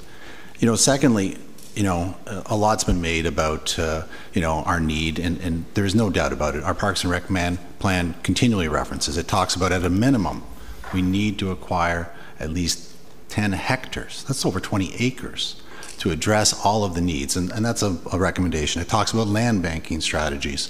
And so, that was one of the reasons we moved forward with the purchase of Hallmark, and one of the reasons we continue to look for other opportunities, because if we're going to meet the needs of our community today and tomorrow, we need more facilities. And I agree, we need to look at repurposing. We need to look at public-private partnerships. We need to look at all avenues available to us to meet the needs, because there is no doubt we need soccer, we need baseball, and there are many other sports that have those needs as well. And we're not going to solve them all tonight because we have one piece of land in front of us. I wish we had both pieces of lands. I wish we had Bloomington, and or some other parcel of land of suitable size, so that we can make these decisions easier. But I believe we've got to trust the process. Yes, we've been after Bloomington forever, but there is a process that the province has to follow, and we're first in line. They can't sell it before getting it to us. And it's not unusual for us to make plans on lands we don't own. I'll reference the Trails Master Plan. Earlier this year, we made plans to build underpasses that would connect to pieces of land that we don't own today, but we trust the process that we will get easements and we will get access to those lands and build trails through them. And it's the same thing with this one. I believe that there will be a suitable piece of property come up to address future needs. Our Parks and Rec Master Plan calls for a sports complex with 3 fields, and we continue to look at the possibility of doing that at Bloomington and running into partnership with Cardinal Carter to build the artificial turf like we did at Maximilian Colby. And so, that's the path we set upon, and that's the path I'd like to stay upon. And so that's why I'm in favor of 2 baseball diamonds. Okay, Councillor Thompson. Just to be perfectly clear, I support the 2 baseball diamonds. But I think there's been a lot of, because the rest of this will get lost in the noise. So Mr. Downey, to you, sir, the cost of the diamonds. What is the cost of those diamonds? Through you, Mr. Mayor, the budget that we had proposed was $3 million. That included 2 ball diamonds and a parking lot, as well as a field house. So $3 million. $3 million is the capital budget request. Thank you. The concept of the Oak Ridges Marine, using the Oak Ridges Marine for recreational, Mr. Ramuno, it's probably to you. That, as far as I know, that has not yet been tested anywhere. Am I correct in that? To you, Mr. Mayor. Again, I'm not aware of any other municipalities recently building within the Marine. The Oak Ridges Marine Plan is clear that recreational fields are allowed. The question is whether municipal buildings that require servicing would be allowed. And again, some of those lands within our Oak Ridges Marine area are outside of our current municipal service boundary. So we may be able to build in the Oak Ridges Marine, but it's not been tested. I brought that up at the Parks and Rec meeting, but a month and a half ago or so. So I think it's something we should be looking at, but it's not something we know that we can do today. We are, Councillor Thompson mentioned this a couple of weeks ago, we are in a land deficit for recreational land. The town originally purchased those back quite a ways, the land which is now the town business park. And for various reasons at the time, I won't comment on those reasons, the town elected to convert that 85 some odd acres from recreational use to employment use. And then they picked up, I think, about 20 acres for the Stuart Barnett Park where the AFLC is, close to that. So that immediately created a land deficit. So we are in a position of looking for more land. Indeed, we have the employment land. When we purchased that land, the Hallmark land, we actually looked at the entire property. That didn't come to fruition. So we purchased the individual land for recreational purposes. That's what we purchased it for. And that was a decision that was made by council in 2015. I thought it was before that, but we talked about it for quite a while. So I think that we are doing with that land exactly what we want to do, which was the recreational purposes. If you carefully read the report from staff, I think it's pretty clear that the current need is baseball. That was pretty well identified. I see Mr. Furman finally sat down. I was going to quiz him on that. That's okay. I think if you read the report, there will be land coming on next year for soccer. And then there will be land coming on, assuming we go ahead with the 2 baseball diamonds, there will be land coming on in 2020 for baseball. We are always looking for additional property. We are always looking, and we're talking with the school boards. We've had success with St. Max. It's good to hear that we're looking at the other options because those fields, I think, are a great option for us to use. So for all those reasons, I think, and my last point that I made here, if Maysville is a great location for baseball, why is it not a great location for soccer fields? So maybe they don't fit there. I don't know if we've actually done the analysis, but so is it the need or is it the location? And in my opinion, it's the need, and the location that we have at this point is Hallmark. So I will support the staff recommendation. I will call the vote. All in favor of the motion which is on the floor?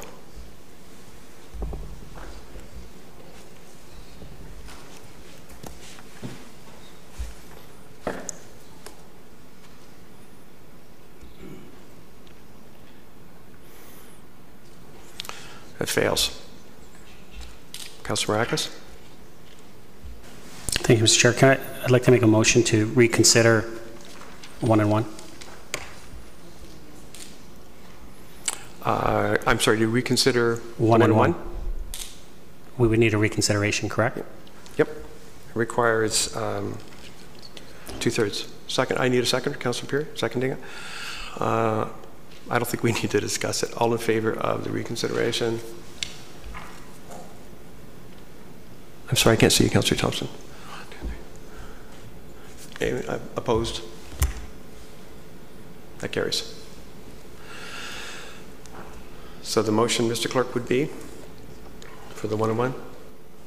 It's not very elegant.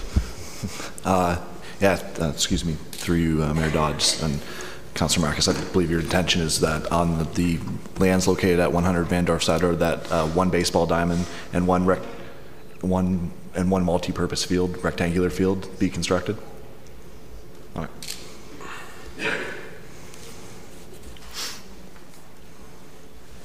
Councillor Abel.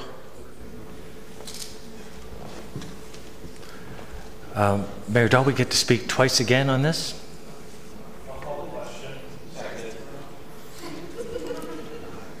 I'm allowed to finish my points? Yes, you can finish your thought. Thank you very much. Well, you already had the floor. I'm not going to repeat that we have ample opportunity to take this back and consult with all our sports. The mayor said that it's unproven that you can put sports fields on the Oak Ridges Moraine and that they were outside our boundaries. And I think I demonstrated very clearly that there's hundreds of acres available. And if one reads the Oak Ridges Conservation Plan, it states very clearly you are allowed to put sports fields there. You can confuse it by saying, well, you can't build and put in servicing, but the fact is you can go there and you can build, you can't develop, but you can put a sports field there. Councillor Thompson points out that in the Parks and Rec Master Plan in 2016, we adopted that plan, and in there was a recommendation that the hallmark lands could be used for sports fields. It could also mention that we could find the land and repurpose as well. It doesn't say we have to use it. I think what it really means is if you want to be fiscally responsible, you want to have alternatives and use the best that are available at the best reasonable price.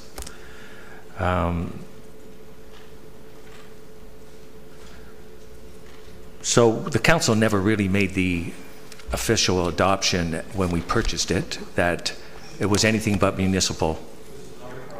1 and 1.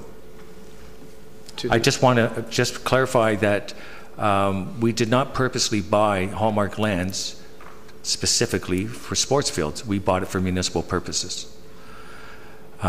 We should send this back and have the Economic Development Board offer their opinions on what to do with the hallmark lands. I think that would be very valuable. I will not be in favor of this. Councillor Tom. I'd just like to make a motion to call the question. Councillor Period already seconded it. Motion is to call the, all in favor of calling the question? Opposed? It's carried. Call the question. I get to do that. Call the question. All in favor of the motion on the floor?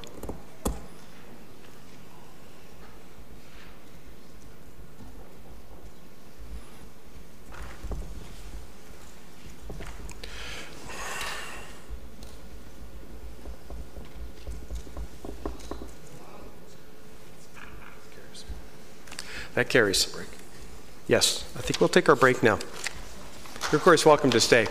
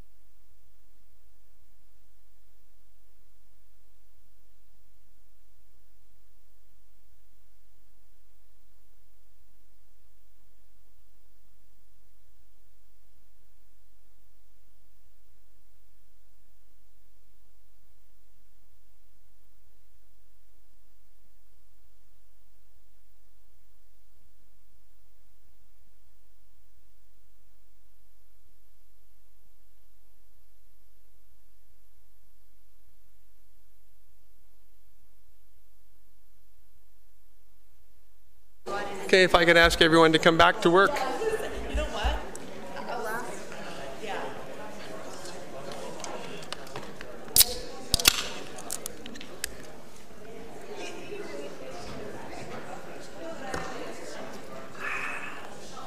Councillor Peary, please.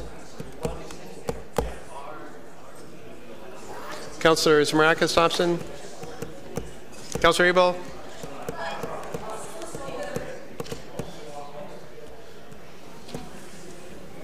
Okay, if we could get going again, please.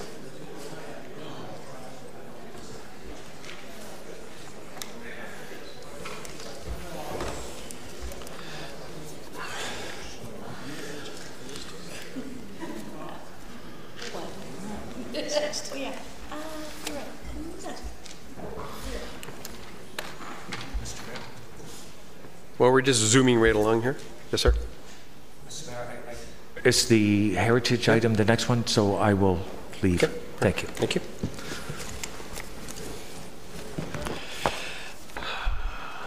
Next item is A2 sub 2, the Heritage Advisory Committee, the Yonge Street Building Evaluations. Would someone put that on the floor, please? Councillor Tom. No, we don't need to wait for him. No, he should be here. There's a difference in Councillor Kim. I'm sorry? Thank you. Is it possible, I understand that Councillor Abel feels that he has a pecuniary interest. Can we not just remove that one building that he feels that he has a pecuniary interest and separate that? That's up and that to way him. He could be part of the discussion for all the rest? That's his decision. Cool. Well, could we ask him? I mean, he hasn't thought of that. Maybe we could ask him? Sure. The CIO go. No one's moved it yet. I bet Councillor Tom would like to move it. Yes? All righty.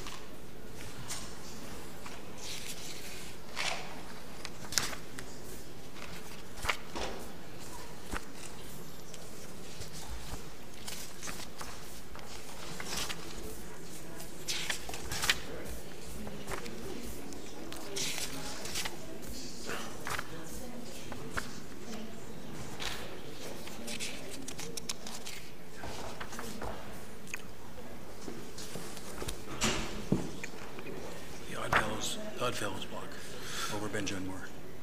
Okay, so that's 15216 Yonge Street. So we deal with that now? Yes. Mr. Clerk, deal with that up front? Sure. Okay, so we're going to pull, that's number 11, which is 15216 Yonge Street, the Oddfellows block. And that's, so what would the motion then be, Mr. Clerk, if you could help us out, please? Absolutely. It would be that the following property be designated under Part 4 of the Ontario Heritage Act, 15216 Yonge Street, the Old Fellows block. The Oddfellows. Excuse me, the Oddfellows block. I think they're old as well. It's Freudian there. Is there a mover and a seconder for that, please? Councillor Tom, Councillor Humphreys, Councillor Maracas. Thank you, Mr. Chair. I was just going to call the question on this one, and then we can have a discussion and deal with the rest of them.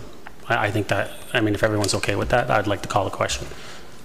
Okay, I think we can just move along. Everybody in favor of that using your tablets, please. No, we can't do it. We can't. Can we split it out, Linda? It'll just take us 30 seconds. Okay. Thank you.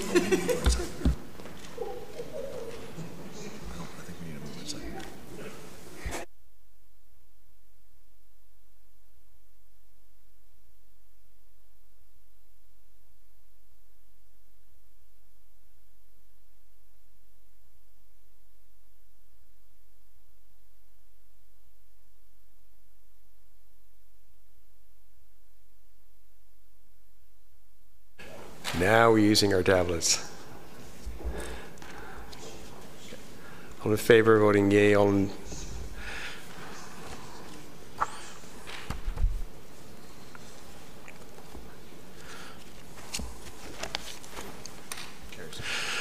Alrighty, that carries.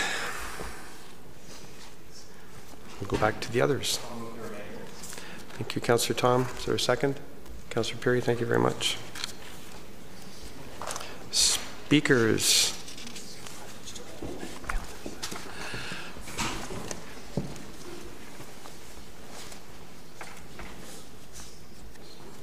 No speakers? Well, then I'll ask a question of Mr. Ramuno. Mr. Ramuno, there was some concern, and I certainly expressed concern last week in terms of notification and of the process.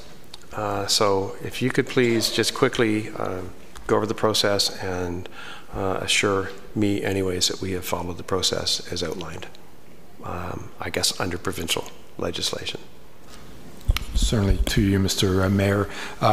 As was mentioned, we did get direction from the Heritage Committee and Council to do the evaluations. I mean, those meetings and those reports are public. Evaluation was done. Moving forward, the next step, if Council directs us to pursue the designation of each property, we will then be required to prepare those individual notices of our Council's intent to designate the individual properties, and that's when the proper formal notification period starts. Notification will be sent out to the individual property owners, spelling out the intent to designate, as well as notification in our local newspapers. At that point, the applicants or the property owners do have a 30-day period to decide whether they want to appeal Council's decision of intent to designate to the Conservation Review Board, and there's a separate process that takes place if that appeal is lodged with the Conservation Review Board.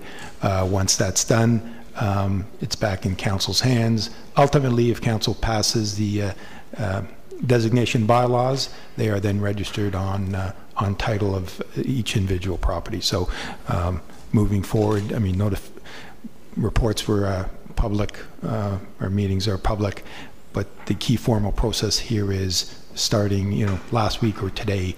If we were to proceed, we then need to submit those notices of intent to designate to the property owners. Thank you, Mr. Ramuno. And just following up on that then, so you're confident that we've followed the process. That's my understanding of what you just said. And there was also comments made last week that if these are designated, that the owners will not have an opportunity to investigate redevelopment of those blocks. And my understanding is that that is not the case. They obviously, there will be some additional criteria that they have to work with, but they will be able to, with respect or under that additional criteria, they will be able to look at redevelopment, and it just puts an additional onus on them, obviously. Am I understanding that correctly? To you, Mr. Mayor, yes, I'm confident we've followed the proper process under the Ontario Heritage Act and our own policies and bylaws. And yes, I mean, the owner, Mr. Sosha, is intent on submitting a development application, and he's within his rights to do that. We do have our Promenade Secondary Plan. He'll have to go through a process there with respect to, at the very minimum, a rezoning and site plan application, and he'll have to demonstrate how he's able to preserve any of those designated properties that he may own, and that may be part of a development application. But that's a separate planning application process as well. Okay, thank you very much, Mr. Ramuno. Any other comments or questions? Councillor Abel. First of all, I want to thank everyone for bringing me back from Ghost Island. I feel like I was on Survivor. Through you, Mr. Mayor, the idea of development on the designated properties. I want to sort of get an idea of what they can and can't do. So under the promenade, we're looking at building commercial and residential. I think it's mixed use for the downtown core. So they're still able to do that development, but they would have to maintain the front facade under designation, or would it be the whole building, or so I sort of have an understanding before I vote. Mr. Romero?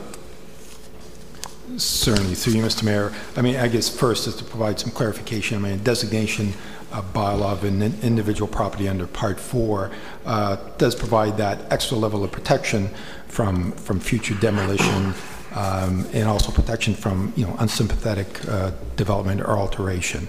The second point is, you know, our secondary plan, our promenade official plan, and existing zoning within a lot of this section of Yonge Street does permit mixed-use development up to a maximum height of 5 stories, etc.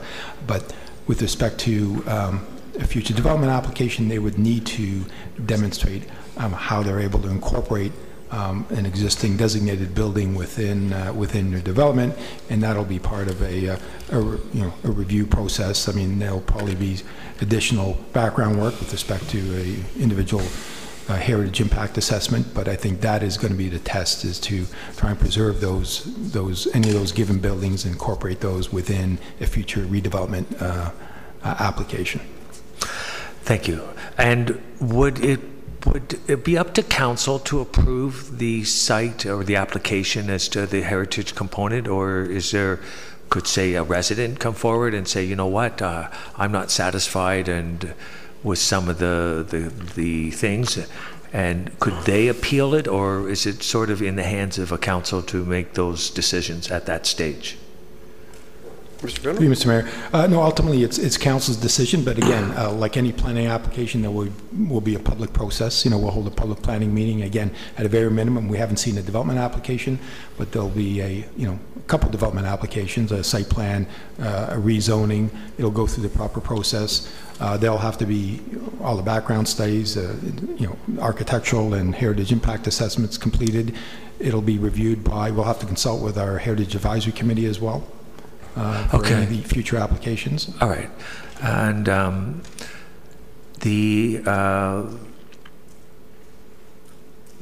let's see, I don't know how to word this.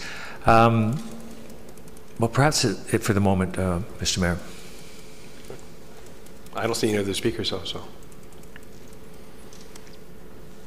You don't? In that case, call the question. Oh, I just would like to make a point. Have we heard from just the one owner at this time? Has any other owners been notified and commented to you? Sir. Through you, Mr. Mayor. No, after last week's meeting, I did meet the following day with Mr. Sosha, and at that we did meet that Wednesday morning. I realized that he owns about 12 properties within that downtown Yonge Street corridor, but only 6 properties that are on this list that are listed. There are an additional 9 properties on this list before council this evening with a number of different property owners, and I haven't had an opportunity to reach out to any of those owners, and I haven't heard from any of those other owners to date. But when they receive notice that those properties are going to be designated. Yes, we'll certainly notify them. We'll probably have to have a meeting with them to make them sort of understand what's sort of taking place. All right, and I made the comment last week that about communicating with our property owners and our potential developers, and I thought it was happening kind of quick, and the reason I made that is if we just reversed it, if we had done a development and not notified our heritage population. I would feel the same way. I mean, it would only be fair to let them know what was coming down instead of saying, here's what we're doing and you have a right to appeal. It would just make good sense to have that communication channel open. That was more or less what I was commenting on last week. It remains the same. I understand that the process We didn't do anything against the process. We're allowed to add things on, and we're, before council, that's permissible under our process.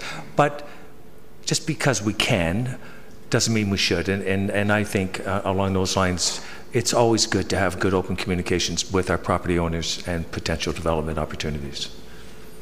Thank you. Calling the vote. Using the tablets, please. Oh, Councillor Humphries. Sorry, you almost got away with that, Mr. Mayor. And I wasn't going to say. I said some things earlier today, but I do believe the process is followed. There's plenty of time for owners to put in their comments or concerns or support. And I do believe this is a very, the heart of Aurora. We need to be very careful with what happens here as a town, and that development is absolutely welcomed. It's in part of the Promenade Plan. It's very important how we keep the facades and the safety of our heritage in those buildings. Just wanted to state that again. Thanks. Thank you. All right. Any other speakers? Calling the vote, please. I'm sorry. Councillor Tom Abelgard. Councillor Tom. Thank you, Mayor Daw. And I just wanted to add before we voted on this, I would just like to thank all the work that staff have done and that the Heritage Advisory Committee have done regarding this. A lot of extra hours have been put in, and by people who certainly believe very strongly that we should be preserving the heritage of Aurora. Ultimately, this is one block, but it's a very important block. It's almost the nucleus of our town. So I certainly very emphatically support designating them Part 4. And again, I just want to thank the Heritage Advisory Committee and staff for all their hard work on this. Thank you, Karen. I'm going to Councillor Gartner first. Thank you, Mr. Mayor. And the Heritage Advisory Committee has turned out to be a real working group. The Heritage Committee always works, but this term, it really has gone beyond.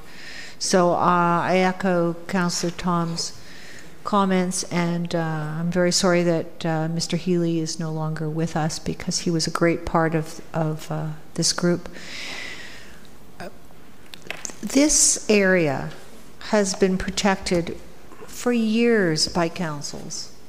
Before I think people really understood the value of heritage, this area was protected. Because as Councillor Tom says, it is our core, it's our beginning, and it's so very important. So I'm very glad tonight to hopefully be able to pass this unanimously, or almost unanimously, with great support. One more? Councillor Abel, second time. Second and last time, Mr. Mayor. It's great hearing the comments about the Heritage Advisory Board, which I proudly was a member and chaired last term. I support the heritage, and I think it's one of the great assets that we have in this town. Unfortunately, we didn't protect in this core when we favored a developer to put in a 7-story building, an institutional building. So we don't want to go down that line again. We're very unfortunate. We lost that opportunity. I think, Councillor Gardner, you and I were the only ones that were opposed to that. So perhaps it is a good measure that that doesn't happen again going forward. And I know the people and the residents in that area aren't pleased at all with the... Councillor Tom? I agree. Councillor Abel, back to the motion, please. I think it's important that we protect this vital, valuable, historic heritage area. Thank you. Seeing no other speakers, calling the vote.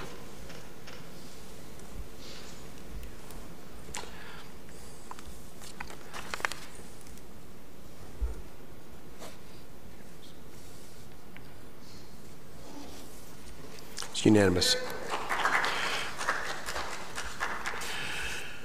We'll move on to the next item, which is R1 from last week, renovations of the Aurora Armory. Motion, please. Councillor Thompson, thank you. Second. Councillor Humphreys, thank you. Speakers, please.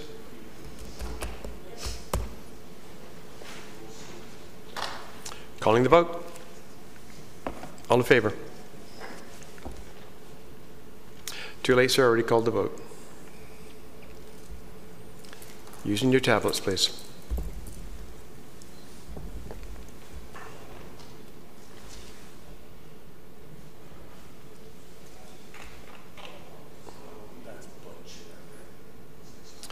That carries. Your question of privilege? To apologize. I mean, I would think after 8 years, he would understand the proper decorum around the council table and yelling out a profanity. So the rest of us, I think that he should, we're better than that. And so I'd like an apology to this council. Yes, he did. Councillor Abel? Apology, please. Mr. Mayor. Go ahead. For profanity.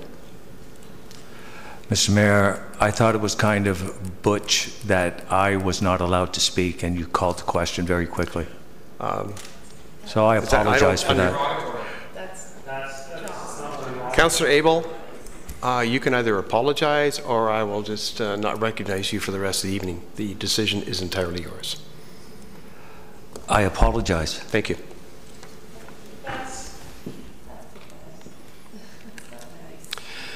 We shall move on to item R2, the Central York Fire Services headquarters.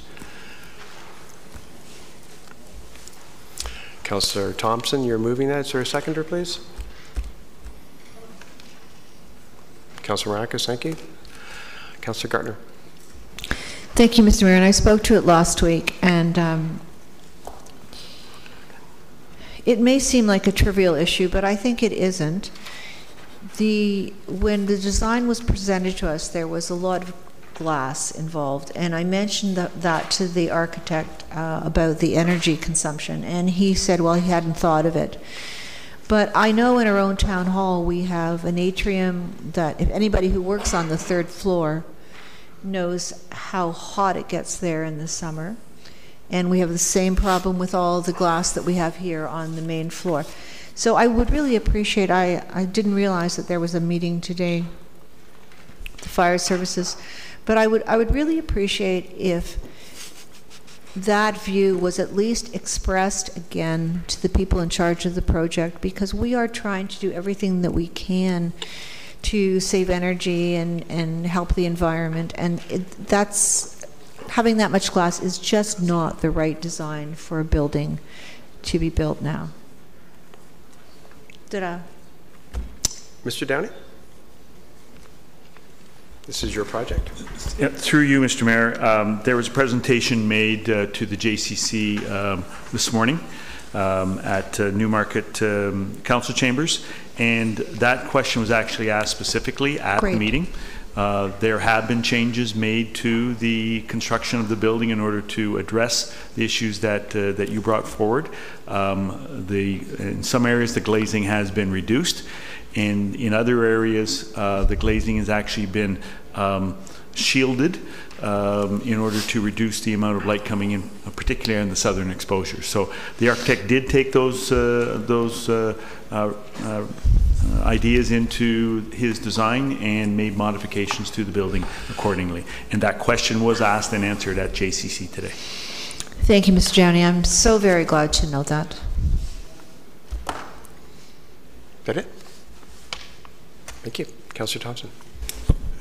I was just going to chime in, essentially say what Mr. Downey said with regards to the glazing. It certainly was taken into consideration. Modifications were made to the design. It's unfortunate that council couldn't see the revised design, but I'm sure we'll try and get it circulated to everybody. I think that the architect continues to revise it and take everybody's comments into consideration. So, Councillor Abel. Yeah, the term the architect used was heat gain, and how to mitigate sunlight coming in. So it still leads to the LEED standard for energy, both in insulation and energy consumption for air conditioning to cool. So thank you for bringing that up. Councillor Gardner was addressed. Councillor Thompson. All right, I forgot I had one question. I meant to ask it today at JCC. In the past, we've asked that a sign be put up on that property with the design itself, just so that residents can see what is up and coming. Have we done that yet? Through you to Mr. Downey. Through you, Mr. Mayor, I've had the conversation several times with the architect. It is actually in a requirement of their RFP, and he was awaiting the final design. So now that that is has been approved at JCC, he will now commence with the development of that, and we will do an installation so that people can see what it's going to look like. We also want to put up a proposed completion date. Would it be fair to say that that notice to the public would be up 30 days, 60 days? I had a conversation with them today. Their primary focus at this point is to get their tender documents together, but I can certainly make that inquiry and find out how soon we can get it up. The sooner the better as far as I'm concerned, but we were waiting for final design. Thank you. Any of the speakers? Calling the vote, please.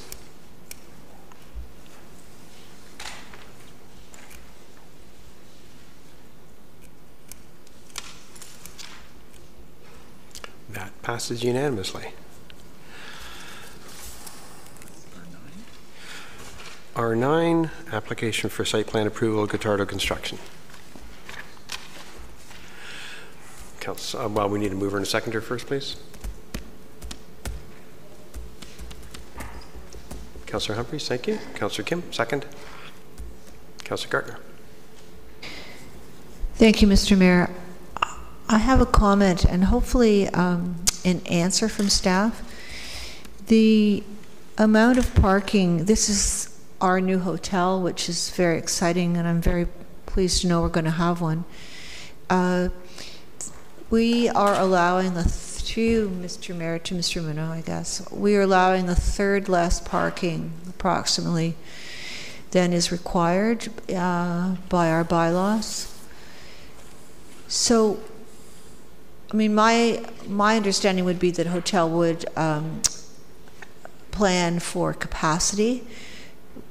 What are we going to do with all of these cars that, if they should come, where are these cars going to park?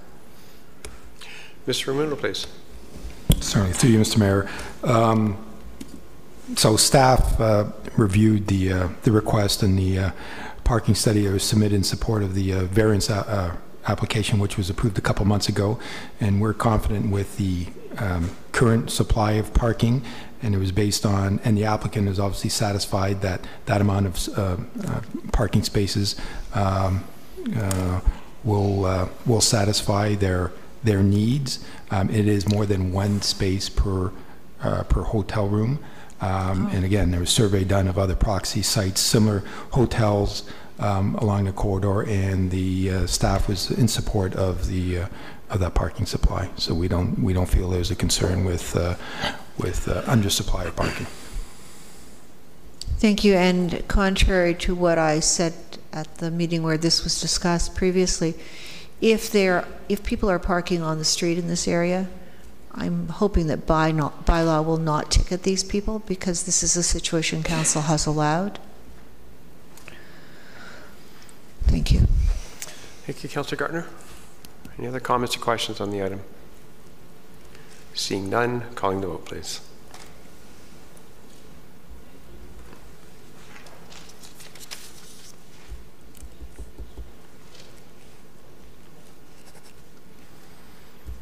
And that passes. Next item is R11, the Aurora Sports Dome lease agreement. Mover and a seconder, please. Councillor Kim, moving it. Thank you very much. Second, Councillor Tom, thank you. Speakers, please.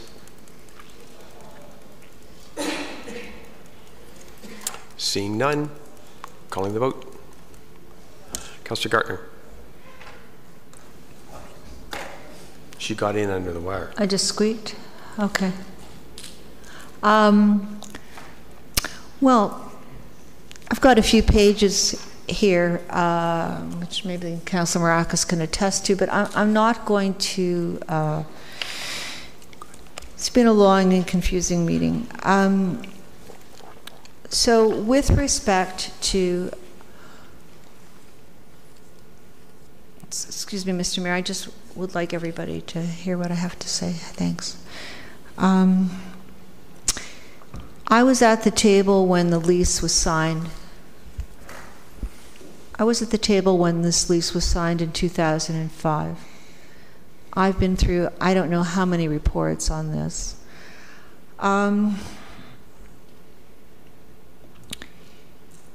This lease actually states that the town will be responsible for all of the taxes. And it wasn't too long after that lease was signed that council realized that that was a problem. I mean, it is in the past, and I'm not going to revisit it, and there were reasons, and maybe Mr. Downey wants to speak to it at some point. But the fact remains that since 2005, we've had a lease with a private enterprise that has allowed them not to pay any tax. So the councils going forward, starting in 2006 all the way to our council in 2017, have been trying to find ways to improve upon this situation. And Mr. Downey has done a lot of work on this. Councils have directed him to explore ways to amend the lease, to find opportunities, speaking with the owner and operator, that would eliminate any payment of taxes or operation costs to the town. We even tried to declare it as a municipal capital facility. We had advice from our solicitor a while back that that was not possible because we had put that in the lease when we struck the lease. Anyway,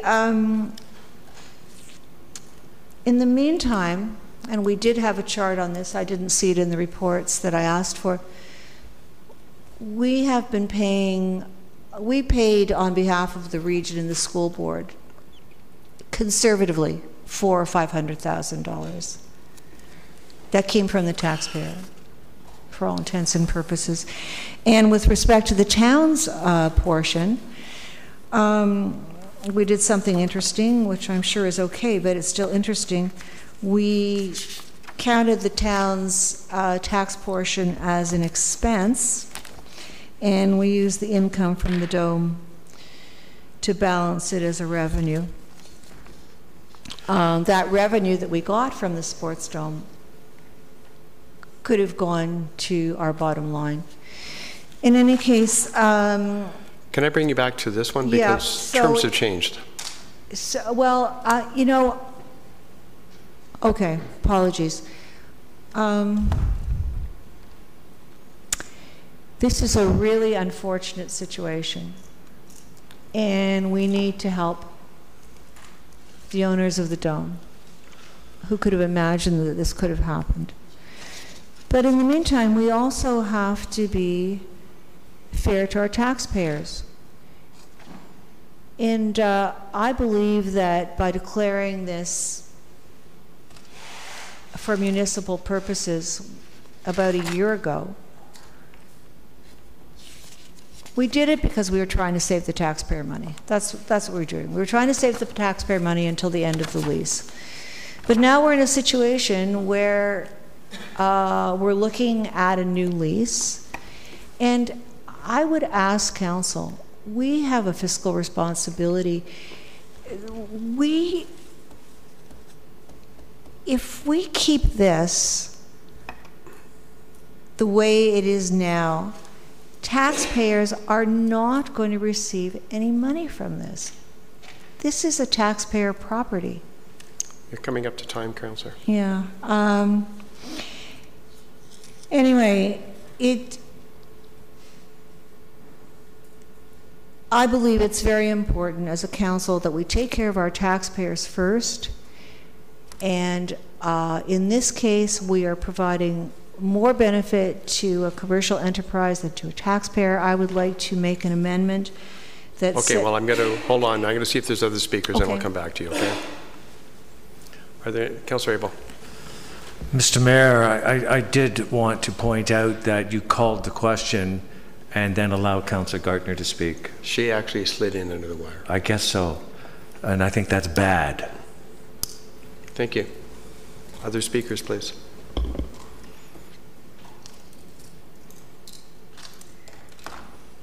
If there's no other speakers, Councillor Gartner, you wanted to? I would like to make a motion to refer this back to staff and to look at removing the tax exempt status and have the taxes, the true costs, be reflected in the new lease.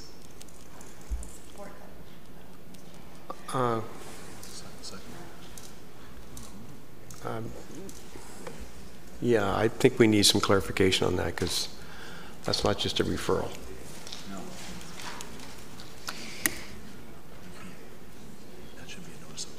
Yeah, that's maybe it can't be an amendment because it's contrary. Well, it's not a referral back to staff. Because we're directing. It's really a notice of motion. No, I'm sorry, Mr. Mayor, it's not. We have this motion on the table. Right, but you're asking to refer it back, which is fine. But then you're asking to change the terms of the lease. No, I'm asking to refer it back to staff to have staff look at changing the tax exempt status. That's the amendment. It's in order. Okay. Is there a second? Councillor Humphreys? So the amendment to refer back to staff to look at the tax status. Okay. Okay. Tax exempt, yeah. Councillor Abel, to the amendment. Well, let me just see, what do we got here? The tax exempt status. So could I ask what that status is right now, please? Mr. Elliott. Through you, Mr. Chair, the agreement had that the town would be paying the property taxes all the way along, and then in 2017, the resolution was brought to this issue, and we declared the facility a municipal capital facility under Section 110 of the Municipal Act, so that we could ask and make the property tax exempt, because Section 110 is essentially public-private partnerships section of the Municipal Act, and so we were allowed to put the property taxes out of the agreement through an exemption, and that exemption takes effect for 2018. So is that on all three levels, the education, regional, and our own? Mr. Elliott? Through you, Mr. Chair, that's correct. And through you, Mr. Chair, prior to that, we were paying education and regional taxes, but we weren't contributing to ourselves, were we? Or were we? Mr. Elliott? Through you, Mr. Chair, the town was made whole in the tax department through a charge to the Recreation Department for the town's portion of the tax bill. And this is just referred back to look at the status. So we're not really providing any direction. This will come back to us. And then we will make a decision with the recommendations from a staff report through you, Mr. Chair. I would assume that's the case. I'm continuing to listen to the dialogue as to exactly what is being referred back and for what purpose, but for clarity around the tax exemption status, I believe it was included in the report before you. Councillor? I think I'm in favor. I'm just trying to understand, are we holding the lease agreement, we're going to send it back and then have a discussion about the tax exempt status along with the lease agreement. Okay. Councillor Berry. Was inferred by Councillor Gartner, but I just want to make sure the reason to, in Councillor Gartner's mind, take a look at the tax exempt status is not to have the town pay the regional or education, but it's to have the leasee pay the town's portion, the regional portion, as well as the educational portion. Is that correct? Councillor? Yes, that's correct. Councillor Perry? So, hold on for just a second. I'm going to go to the CAO. See, Mr. Mayor, just to clarify, having had a discussion with Councillor Gartner, I believe the intent is to remove the municipal capital facility designation, thereby making it accessible, and it would pay taxes to all three levels, the region, the town, and the Board of Education.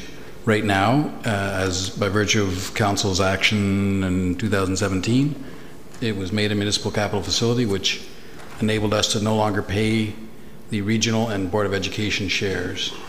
We were, in effect, paying ourselves, but rebating ourselves to be whole on the town's portion, so we've never technically received town's taxes. Councillor Perry? So I would say that I recognize where Councillor Gartner is coming from. I disagree with it, however, because ultimately this facility operates as a municipal facility. Yes, someone's making money. That's how public-private partnerships work. There are some trade-offs for other people assuming risk, and so the third party is assuming risk. But I do think that ultimately this site operates as, and very similar to the way that our facilities operate. So I disagree with the intent. Councillor Thompson. Thank you. I'm not sure if it's through to Mr. Nadarozny or Ms. McDougall, but if this does carry and gets referred back to staff, when would a subsequent report come back to council? I guess my concern is we're running out of time, and I'd like to know when it would get dealt with. So who could give me a guess? Mr. Nadarozny. Through Mr. Chair, it's hard to know. It really depends on the reaction of the landowner in terms of taking that part of the lease, whether that inserts a complication that takes longer to sort out, or whether he just says fine and we bring the report back. So it could come back in the next cycle, I suppose, but we're at the mercy of the person we'd be renegotiating with. I guess through you to Mr. Nadarozny, if it comes back in the next cycle or it comes back at the end of July, which is our subsequent meeting, what's the impact? Because throughout the report it talks about a need to move quickly if it's going to be up and operational for October 1st. Sir. To you, Mr. Mayor. Well, the bottom line is we're running very tight up against the deadlines. We basically, we've been told by the owner that if we don't have approval to move forward with the lease, and subsequently him ordering the new dome before the end of this month, and it will not be ready for October 1st. So we're just bumping very close into that deadline. Thank you. Sir. Any other speakers to Councillor Gartner? Through to Mr. Nadarozny, is there an opportunity to get them up and running and then renegotiate a lease? I guess really that wouldn't be fair to them. Sir. Through you, Mr. Mayor, since the proponent has approached us asking us to maintain the 2-year commitment as well as extend it for 2 more 5-year terms, I would suggest that if we went back and suggested that we were taking out the municipal capital facility, that they'd want the opportunity to relook at the finances of the lease and perhaps propose something different to us. Councillor. Thank you, Mr. Mayor. I'm going to vote for this because I believe that we have disadvantaged the taxpayer for 11 years because of this lease. The commercial operator has received the benefit of it. We're in a very difficult situation. We want the dome up and running for September, but it's just wrong to continue a tax-exempt status for the life of a dome is about 15 or 20 years.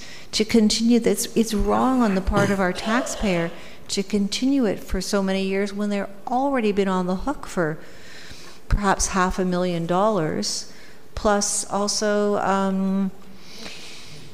the town ending up paying the municipal portion of the taxes. So I would at least like to try. It's just, to me, it's just fiscally responsible.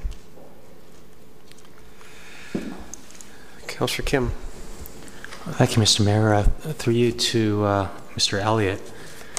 My understanding is that a municipal capital facility, whoever owns or operates the facility don't pay municipal taxes anyway.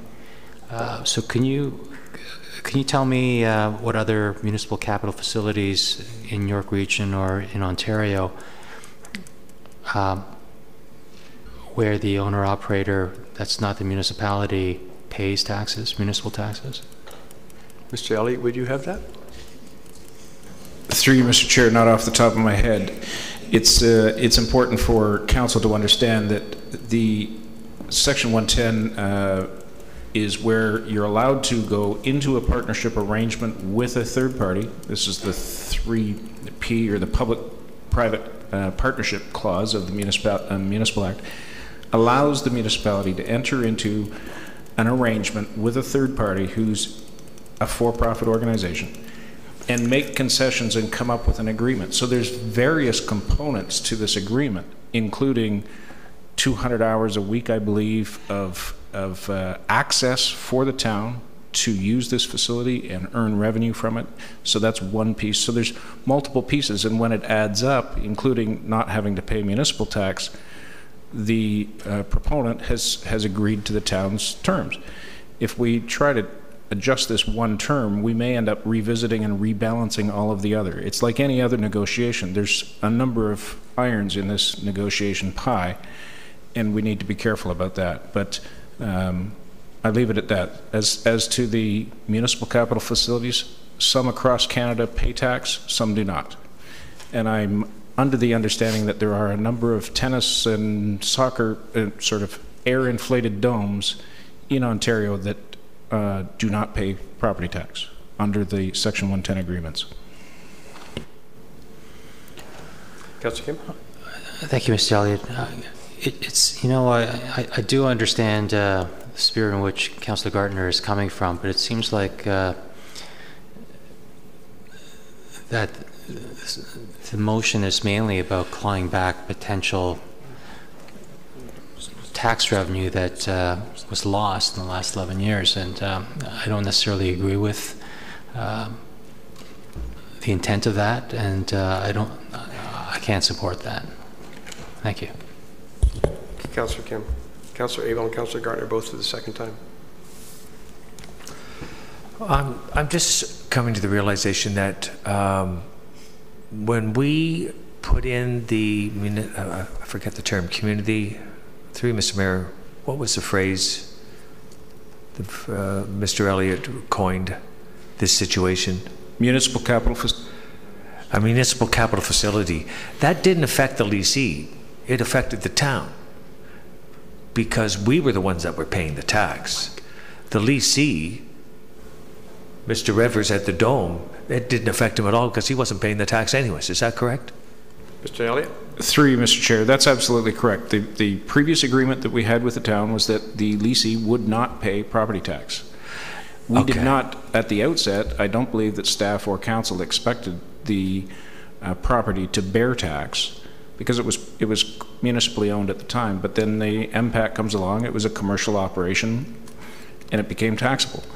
So after many years, we finally agreed internally to put a municipal capital facility agreement in place so that we could essentially extract ourselves from having to pay these taxes on an annual basis.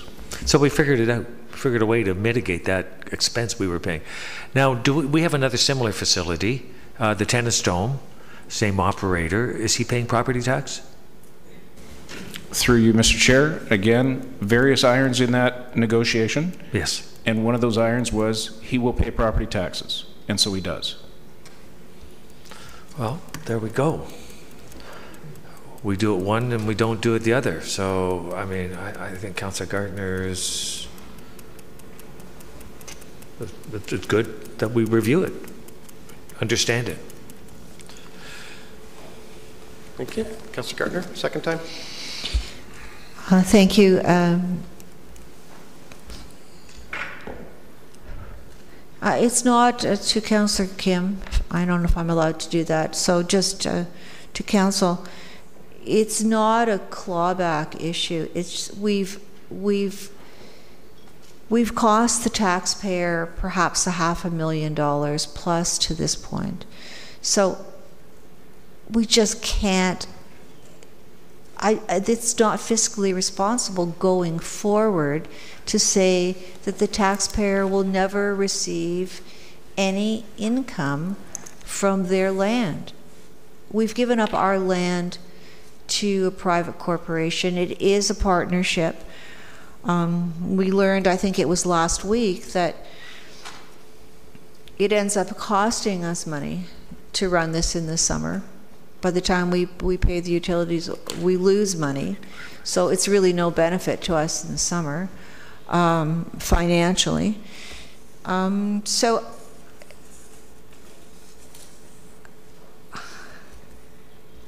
I really don't know how to say it to make everybody understand this. It's not right. It's not fair to the taxpayer to benefit a private corporation at their expense.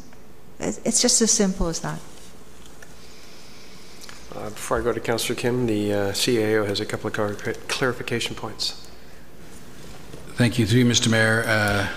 Not to confuse things at this late hour, but 2 points I just want to clarify. One, the tennis dome would most likely not even qualify for municipal capital facility, as we don't use the hours. It's not. We wouldn't be part of a municipal partnership other than the land. So it's not an apples to apples comparison. The second is, and I would defer to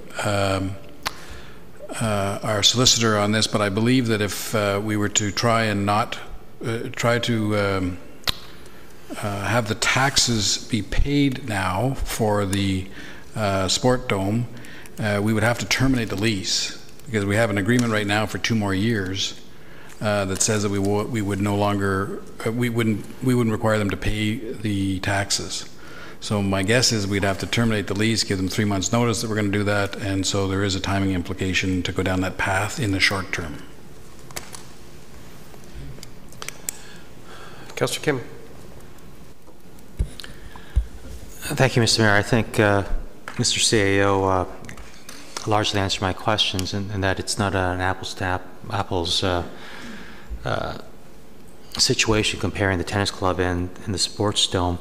And I totally understand it in terms of if we were to just at face value say that it's unfair to the taxpayers that we're not charging municipal taxes on the sports dome, then certainly we would all agree.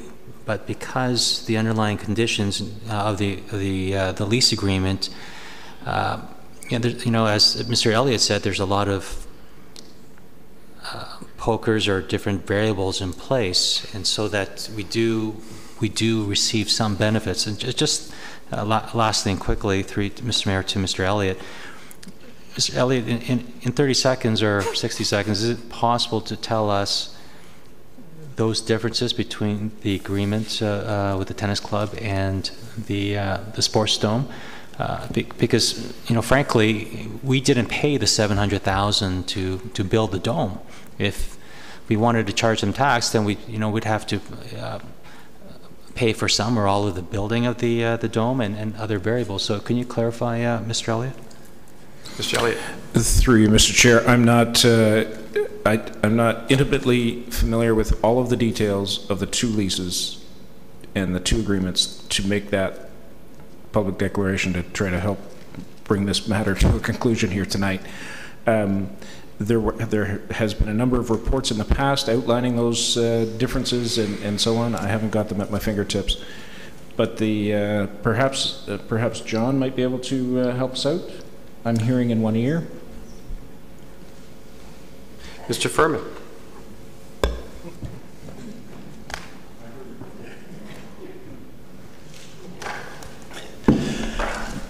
Through you, Mr. Mayor. In short, the key differences between the two arrangements are with the tennis bubble. We do not have access to use of the facility for permitting or running programs. So what we do receive is approximately $10,000 a year, slightly increasing year over year for lease of the land. And that is what the town receives. Whereas the soccer bubble, we do not receive a lease payment, although the owner-operator has agreed to starting a $5,000 a year lease payment upon the 2020 renewal. So for the final 10 years, we would receive $5,000 a year. Meanwhile, what we do get is during the winter season, we have 15 hours a week access for running programs, which provides us with free space to run our recreation programs in. During the summer season, from May through to September, we have a minimum guaranteed 88 hours throughout the week that we can utilize for permitting and for running programs, which we do utilize, and we generate revenue through permitting and we generate revenue through our programs. With the currently that operates at a minor loss of approximately $3,000 a year because of the taxes. Now that the taxes have been eliminated, we generate we can generate somewhere between $25,000 and $30,000 a year revenue under the existing terms of the agreement. Thank you very much. Yeah. That was pretty clear. Yeah. Councillor Humphreys. I still have the podium. Oh, I'm sorry. I apologize, Councillor King. Thank you, Mr. Furman. I think as Mr. Mayor interrupted me rudely, I say that nicely. You did. Yes. I thought Mr. Furman made it very, very clear, and I don't think municipal staff or council is that ignorant to just give away property or exempt property owners or private property owners exemption of taxes, just to give them some benefits. We obviously 15 hours a week of free space during the summer, 88 hours throughout the week. We generate revenue through the programs and permitting. So it seems like a win-win for both sides. So I don't think I need to say any more. Thank you. Thank you. Now I will go to Councillor Humphreys. Thank you, Mr. Mayor, and I appreciate the explanation. I wanted to have this up for discussion because I think it's important to understand why we're deferring or making it tax exempt. And I do believe all along we've had a benefit from this arrangement. Just to ask, is it also that we don't do any maintenance for that property? It's all like run by. Can someone answer that just to Mr. make Downey? sure? We can't hear your head shake. Sorry. Mr. Mayor, I apologize. I'll try to shake louder. No, we have no responsibility for maintenance. Okay, perfect. So we have this organization running this for us, but we have lots of opportunity to use it to our advantage. Okay, thanks. Just want to make sure. Councillor Thompson. Thank you. And I can respect Councillor Gartner's concerns with regards to giving tax exempt status. I mean, it's a philosophical point of view. I mean, it is allowed under the Municipal Act. There are lots of municipalities that have done it in different situations. If you Google it, you'll see a whole bunch of them out there and stuff. But I kind of, equate this when we had the discussion back in 2017 to, like we do with parks, people come in front of us and they say, will you waive the fees for the parks so that we can hold our event? And we say, well, we don't waive fees. We'll give you a grant. And at the end of the day, it offsets itself when it's neutral. I think you'd find that if you did charge them taxes, that they would renegotiate the lease and then charge us an X amount of dollars that would simply offset it. And I think when you look at some of the other ones that I've seen, you'll see that sometimes municipalities, especially in smaller areas, have leased out commercial space for offices. And it's not unusual for them to use those spaces, and I'm sure that they've designated a municipal capital facility in order to reduce the rent. And it's a subsidy. And so, you know, I just think that if philosophically you have an issue with it, great, but I think what you'll find is that when the lease agreement comes back, they're going to apply a fee that will just offset the two. It's just how you want to deal with it. Councillor Thompson, seeing no other speakers to the amendment, calling the vote using your tablets, please. In favor of the amendment.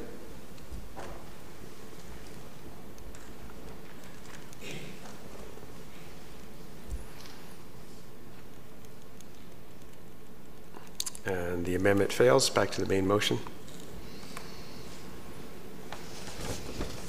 I lost track. Councillor Humphreys. I don't need. No? Councillor Gardner is removing herself. Councillor Abel to the main motion.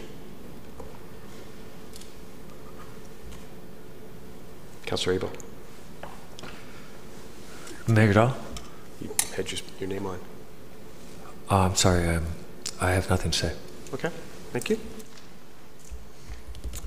Seeing no further comments or questions, calling the vote then, using your tablets, please.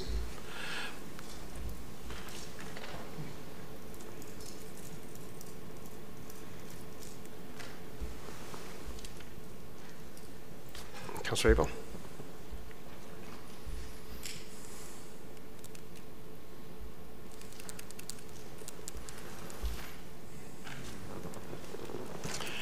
That passes. Thank you.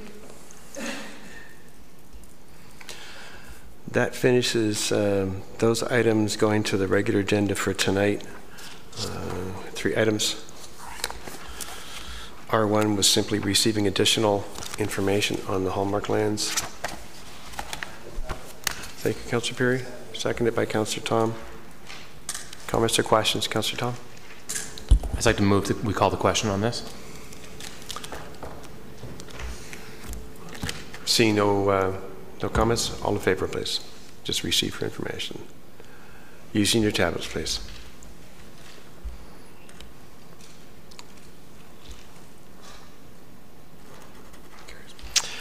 Item R2. Receipt of information on closed session investigations. Mover and a seconder, please. Receiving report for information. Councillor Gardner, thank you. Seconded by Councillor Tom. Councillor Perry.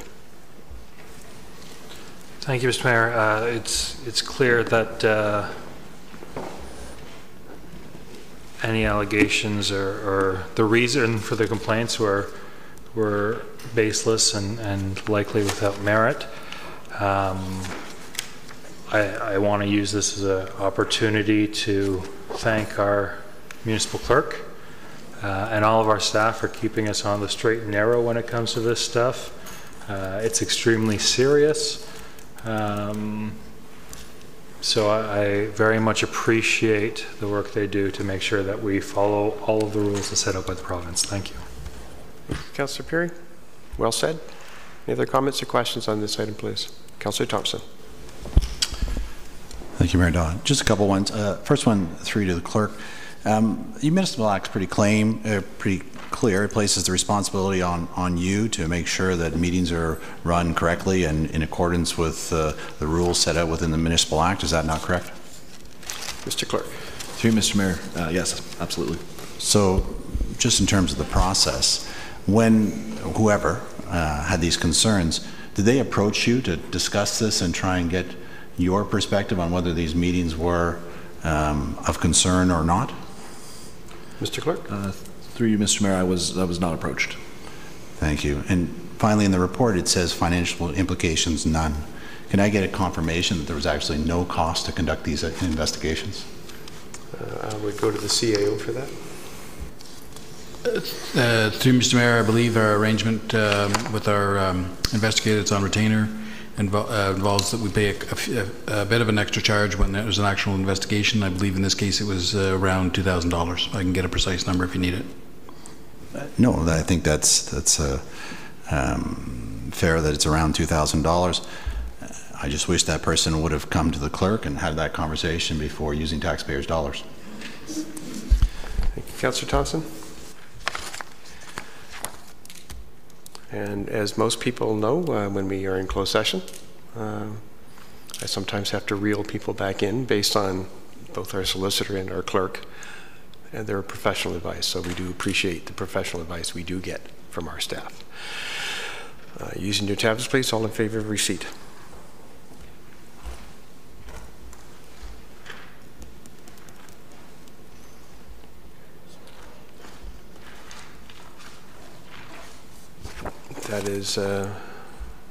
That passes. Last item is additional information with respect to the armory. Mover and a seconder on this, please. Councillor Perry, thank you very much. Councillor Gardner, second. Councillor Abel. Mr. Mayor, I believe am I allowed to speak to the arrangement on the budget? That has already been passed, is that correct? It's already been passed. If there's information in here, please feel free to address it.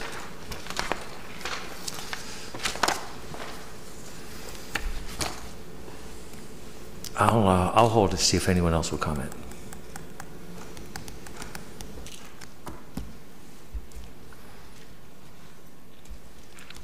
Councillor Perry. Thank you, Mr. Mayor. I appreciate seeing the full life cycle cost and the additional information about the copper roof not really falling in line with what would have historically been in place, I think was also very much appreciated. Thank you, sir. Councillor Abel, second time then. Well, Mr. Mayor, the cost of investing into is it a copper roof? Is it $800,000? And through you, Mr. Mayor, what does that bring our final cost to? Mr. This is just an information report. Mr. Nader Rosny, you would care to clear up any misinformation? Through Mr. Mayor, I believe the intent of the additional information was that one or more councillors were considering possible upgrades to the roofing material, and so this provided the extra information. As approved right now, the project is at $4.694 million, which would include a steel roof and would include the upgraded pine treated siding. And if council wished to upgrade the roof further, there would either be an additional $380,000 for the zinc roof or an additional $800,000 for the copper roof. So would we at this time choose one of those? Is that the question? Will we pick? Do we need to give direction on this? This is just a report for information, so there's no action out of this. And if council wished to, I would take that under new business. To bring up the cost or to consider the roof? Consider different options. And you wouldn't do it now, Mr. Mayor? We could if council would like this. I think that was the intent, was to understand what the cost was and what the difference was, and then to be able to make a decision. So I would like to move that we put copper roof on. Is there a second?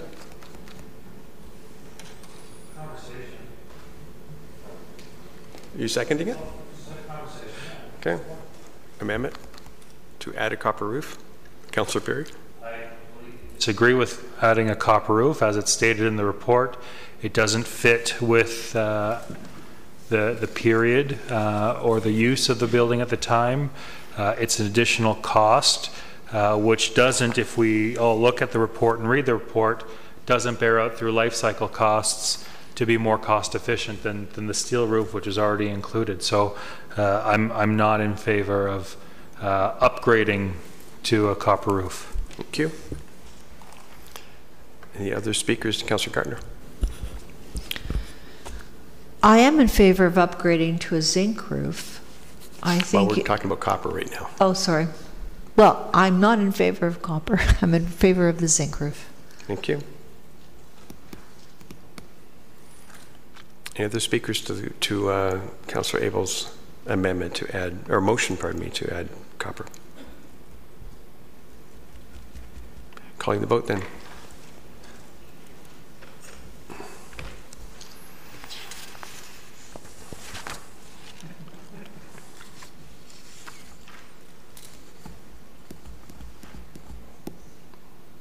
That fails.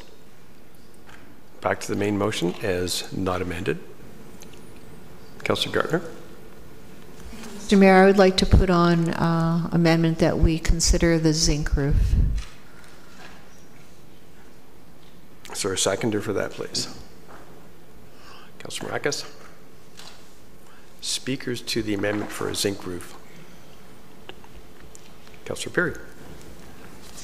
Although it does conform more so with the historical nature of the building, again, looking from a cost benefit of the full life cycle costs, you know, if it was a little bit more in line with a lifetime use, I'd be in favor of it. I don't think, yeah, I'm just opposed to this one as well. Thank you. Councillor Gardner. Thank you, Mr. Mayor. I think this is the appropriate roof for this building. I think it's going to give us a lot less trouble than a plain metal roof. And I think it's not a lifetime life cycle, but I think it has a long life cycle. And I think that the metal roof is going to have to be replaced far quicker than the zinc roof. Other speakers to zinc, to addition of zinc as opposed to metal. Councillor Abel. Through you, Mr. Mayor, have we done a cost benefit of the deal itself? We're talking about cost benefit of the roof, but I'm just wondering if we've done a cost benefit of the Niagara College. It's not speaking to the amendment. Well, I just find it curious that we're doing a cost benefit now.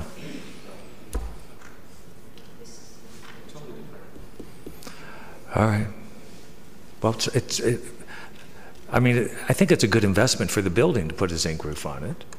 I don't think anything else is a good investment, but I would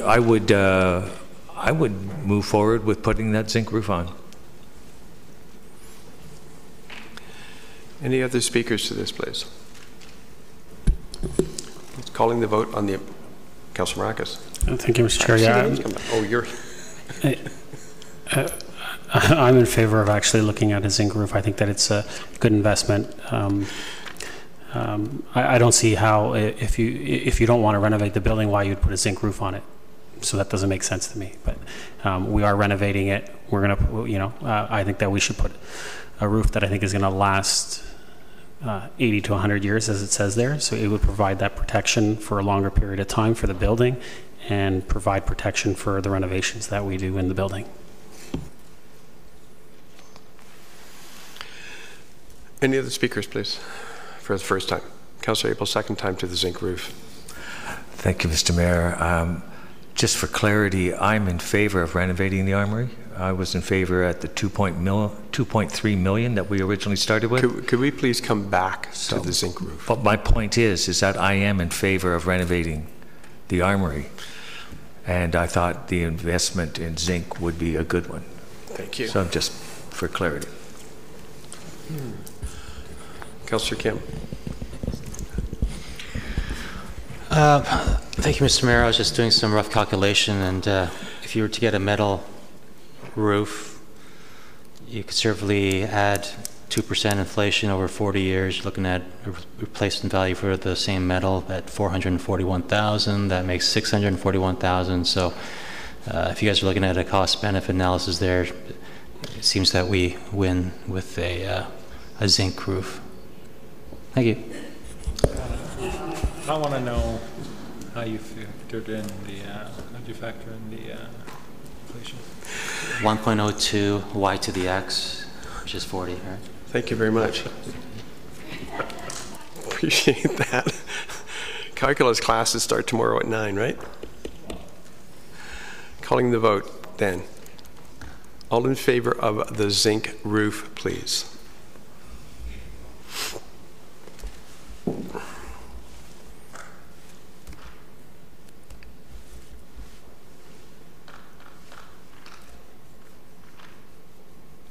we're having a zinc roof.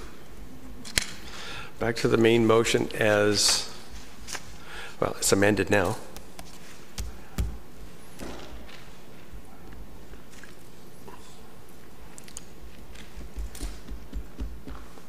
Any further speakers? Okay, so calling the vote, please, using your tablets. All in favor? All opposed?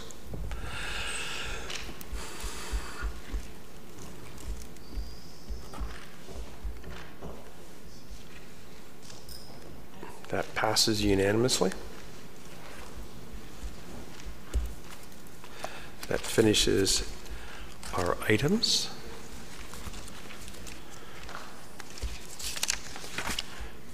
Given the hour and given that we have a number of motions, I'm going to ask for a motion to extend at this point. Councillor Kim, thank you. Councillor Tom.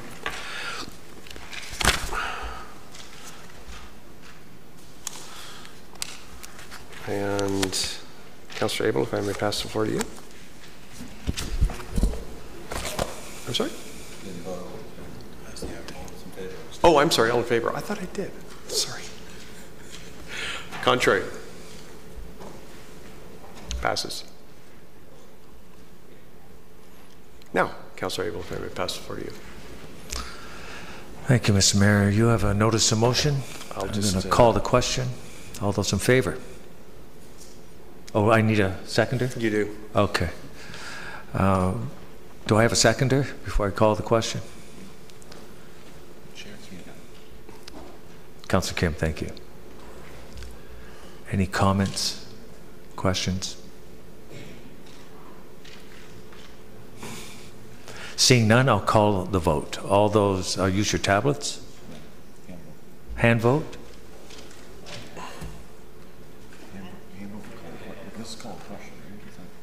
No. No. Call the vote. Just calling the vote. Oh, it's calling the vote. Okay, no. Sorry. Tablets, please. It's okay. It's okay. Councillor Marcus is left.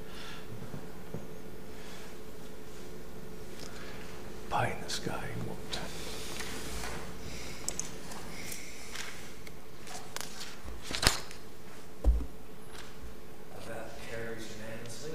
Mr. Mayor, I'll pass the chair back to you. Thank you, sir. And you're up next. Greenbelt protection. I'll move it as is, Mr. Mayor. Thank you. Is there a second for Councillor Abel's motion, please? Councillor Gartner, thank you. Councillor Abel. Oh, Mr. Mayor, it was in the provincial election that there was some talk about the Greenbelt. And although it wasn't pursued, in Oakville, they thought it prudent to advise the provincial government that we should protect the Greenbelt and be very careful about the White Belt area on how to handle that buffer zone. So I thought it was important. We have 2 members of the government that they know where their council stands, and that be relayed to them and to the governing legislation. Thank you. Councillor Tom. I just have a question of clarification on this. The third clause asks for this to be forwarded to the Premier of Ontario, Minister of Municipal Affairs, Minister of Environment and Climate Change.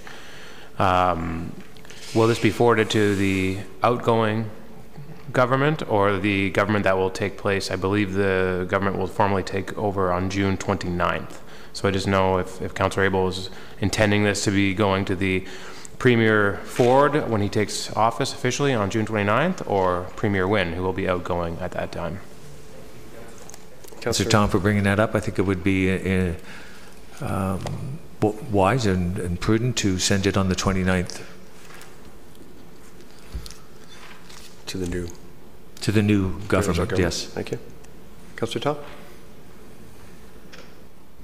Thank you. I'll just also note that it's possible that there could be amalgamations of ministries, so hopefully it still applies. I feel like the clerk will be able to sort through if their ministries have changed who to send this to, but yeah, that's all I have to say.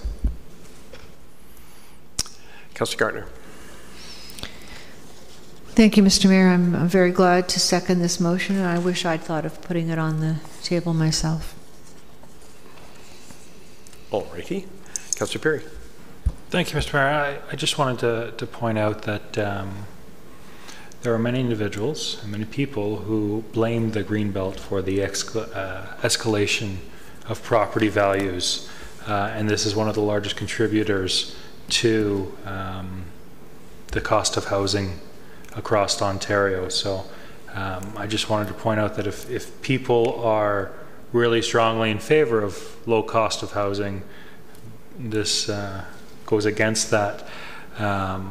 With that said, from an environmental standpoint, I definitely support it. So I'll be voting in favor. Thank you. Councillor Gardner for a second time. Thank you, Mr. Mayor. I think it's known that I'm very much in favor of low-cost housing, but not at the expense of the environment. Thank you. And not to be pedantic, but the Oak Ridges Marine is not part of the Greenbelt. They were in conjunction with each other. The Oak Ridges Marine was first. Well, it's all part, but it's separate. Separate act. Separate act. Calling the vote then. All in favor?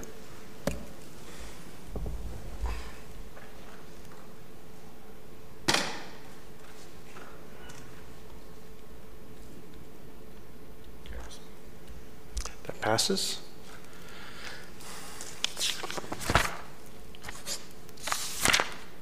Councillor Abel. Thank you, Mr. Mayor. I would move as is. Thank you. Is there a second for this?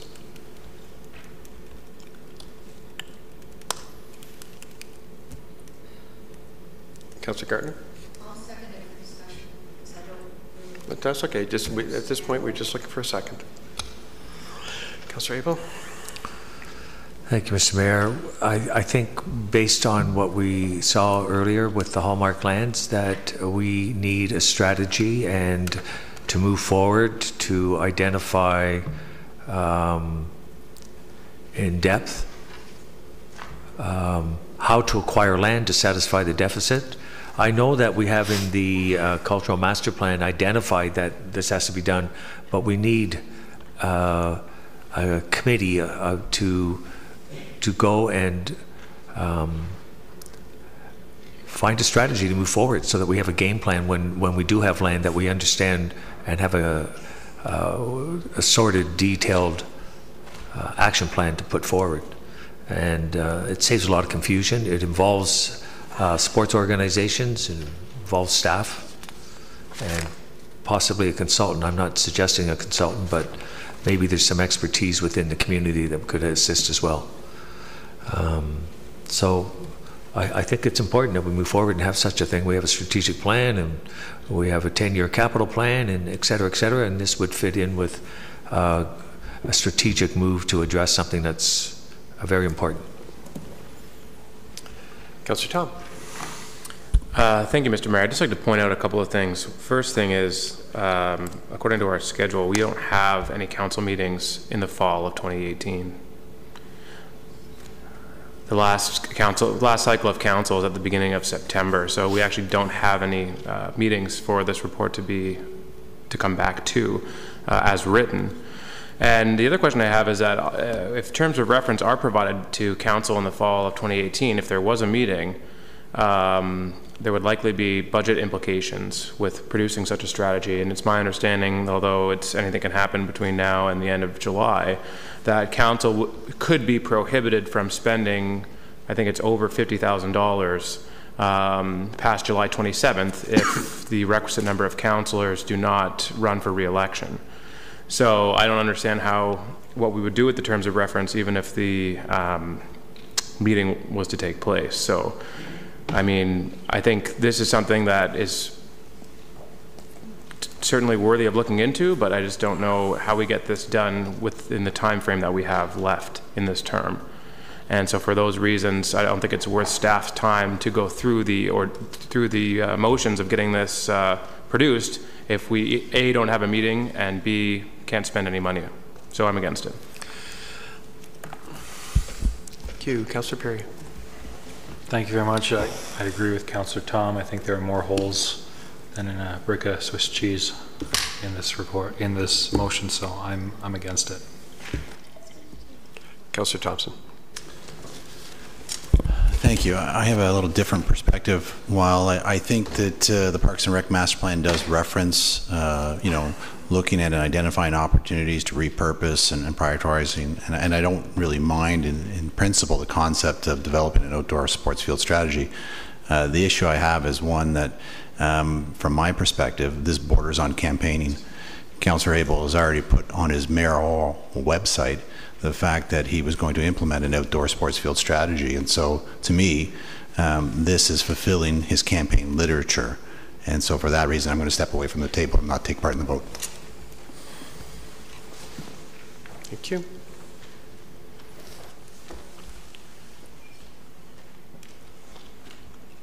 Any other speakers, please?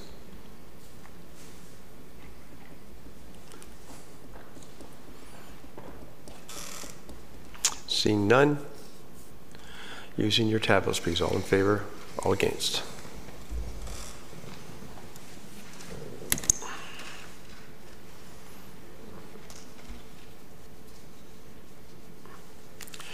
Motion fails. Councillor Gartner? No, the motion is yours. Oh. The next motion is yours. I'm sorry. Thank you. Well, there's another part to this motion that's going to come next week. Next week. This is just a simple. I need you to move it, and then I need. I move it. Thank you. And then I need a seconder, please, Councillor Humphries. Thank you.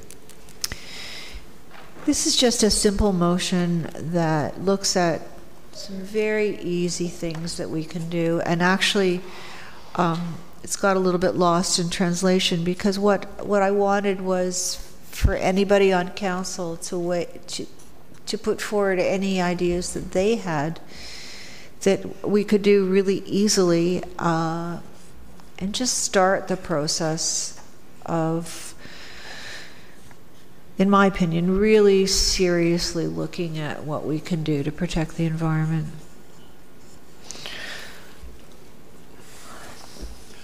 Councillor Humphries. Thank you, Mr. Mayor, and I absolutely support this. Councillor Gardner, it's a great initiative. We may already be doing some of these things, but to make it official and sort of be able to have a standard for all our buildings, I think it's fantastic, and I absolutely like the everything but the 5-minute empty shut off. I think is really important, and it just goes to saving energy, and everything we can do to help is important. So thank you.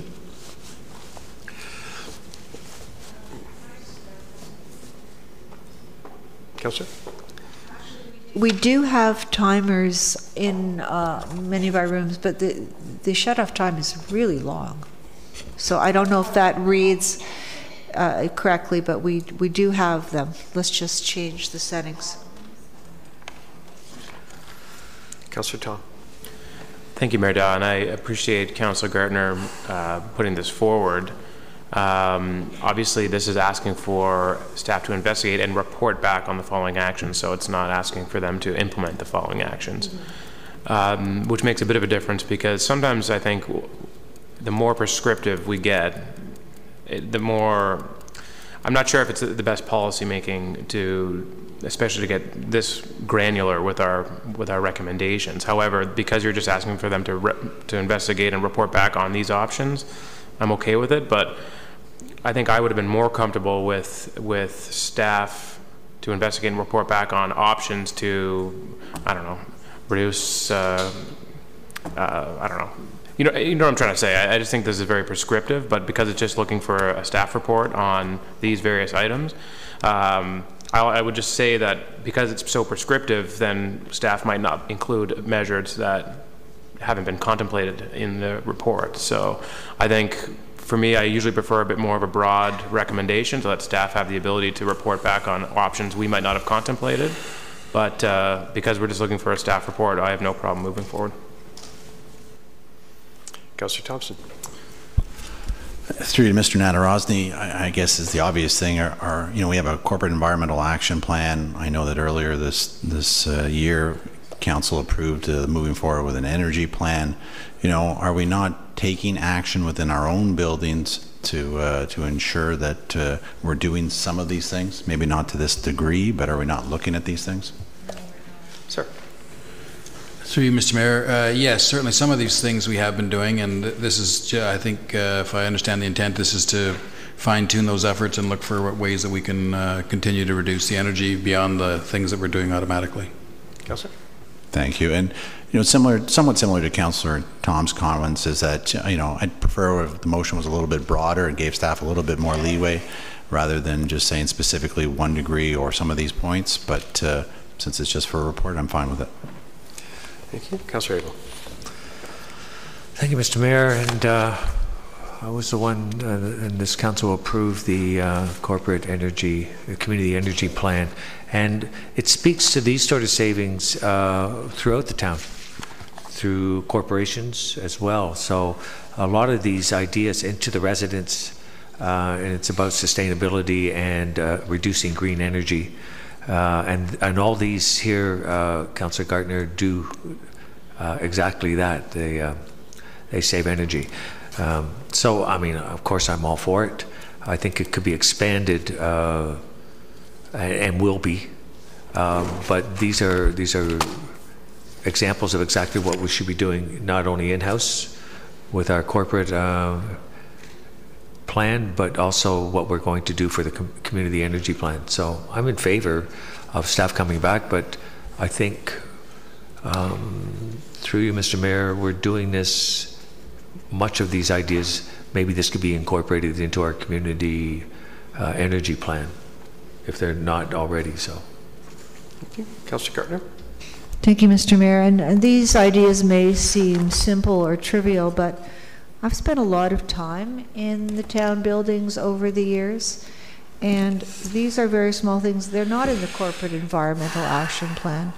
They're just small, common sense things that could make a little difference, perhaps send the message to our staff, because often I come in here at night and the lights are on. So,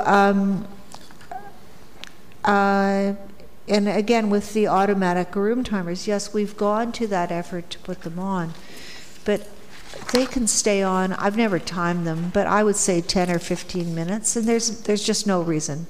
So I appreciate council support. Actually, I would have liked to have said that we put these in place, because I don't think they require any effort or cost. But if staff could come back with a report, I don't think it's going to take more than a few minutes to try and comment on these. The only thing that might cost some money would be the atrium and possibly adjusting the room timers. Thanks.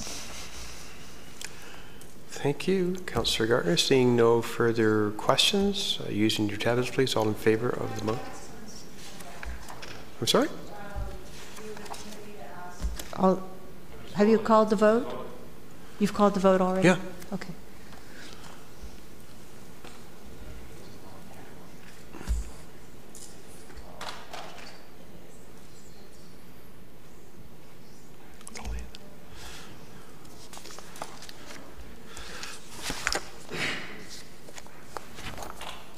That passes unanimously.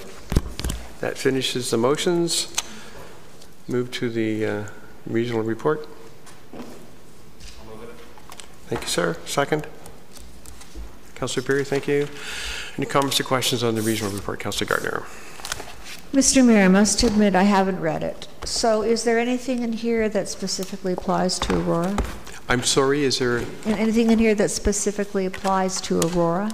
Yes, so you'll note that under the development charge bylaw, that does include, excuse me, the interchange at St. John's and the 404.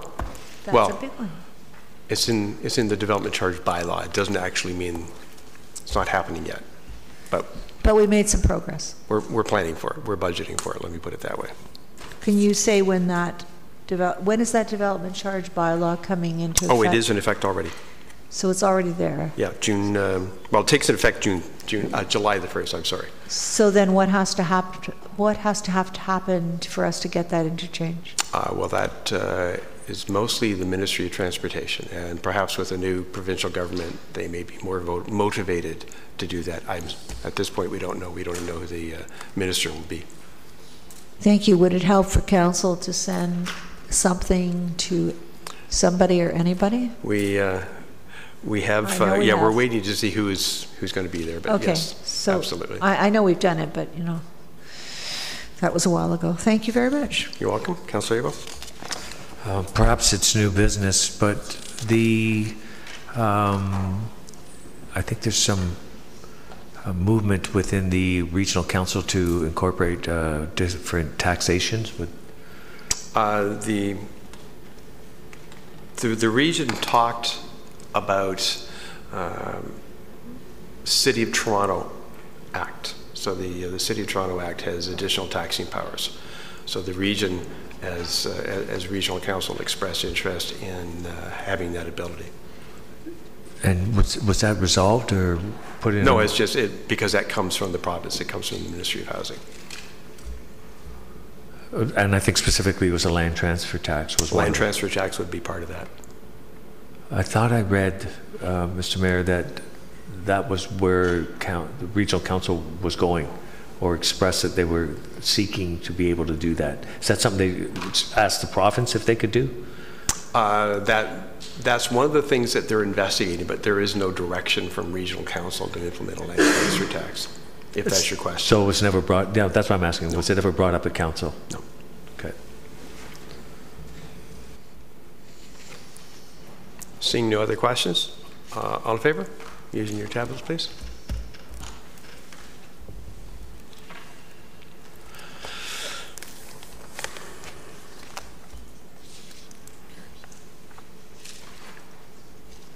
New business, I think Councillor Maracas, start with you this time. Just new business, please. Thank you, Mr. Chair. Through you to Mr. Ramuno. Mr. Ramuno,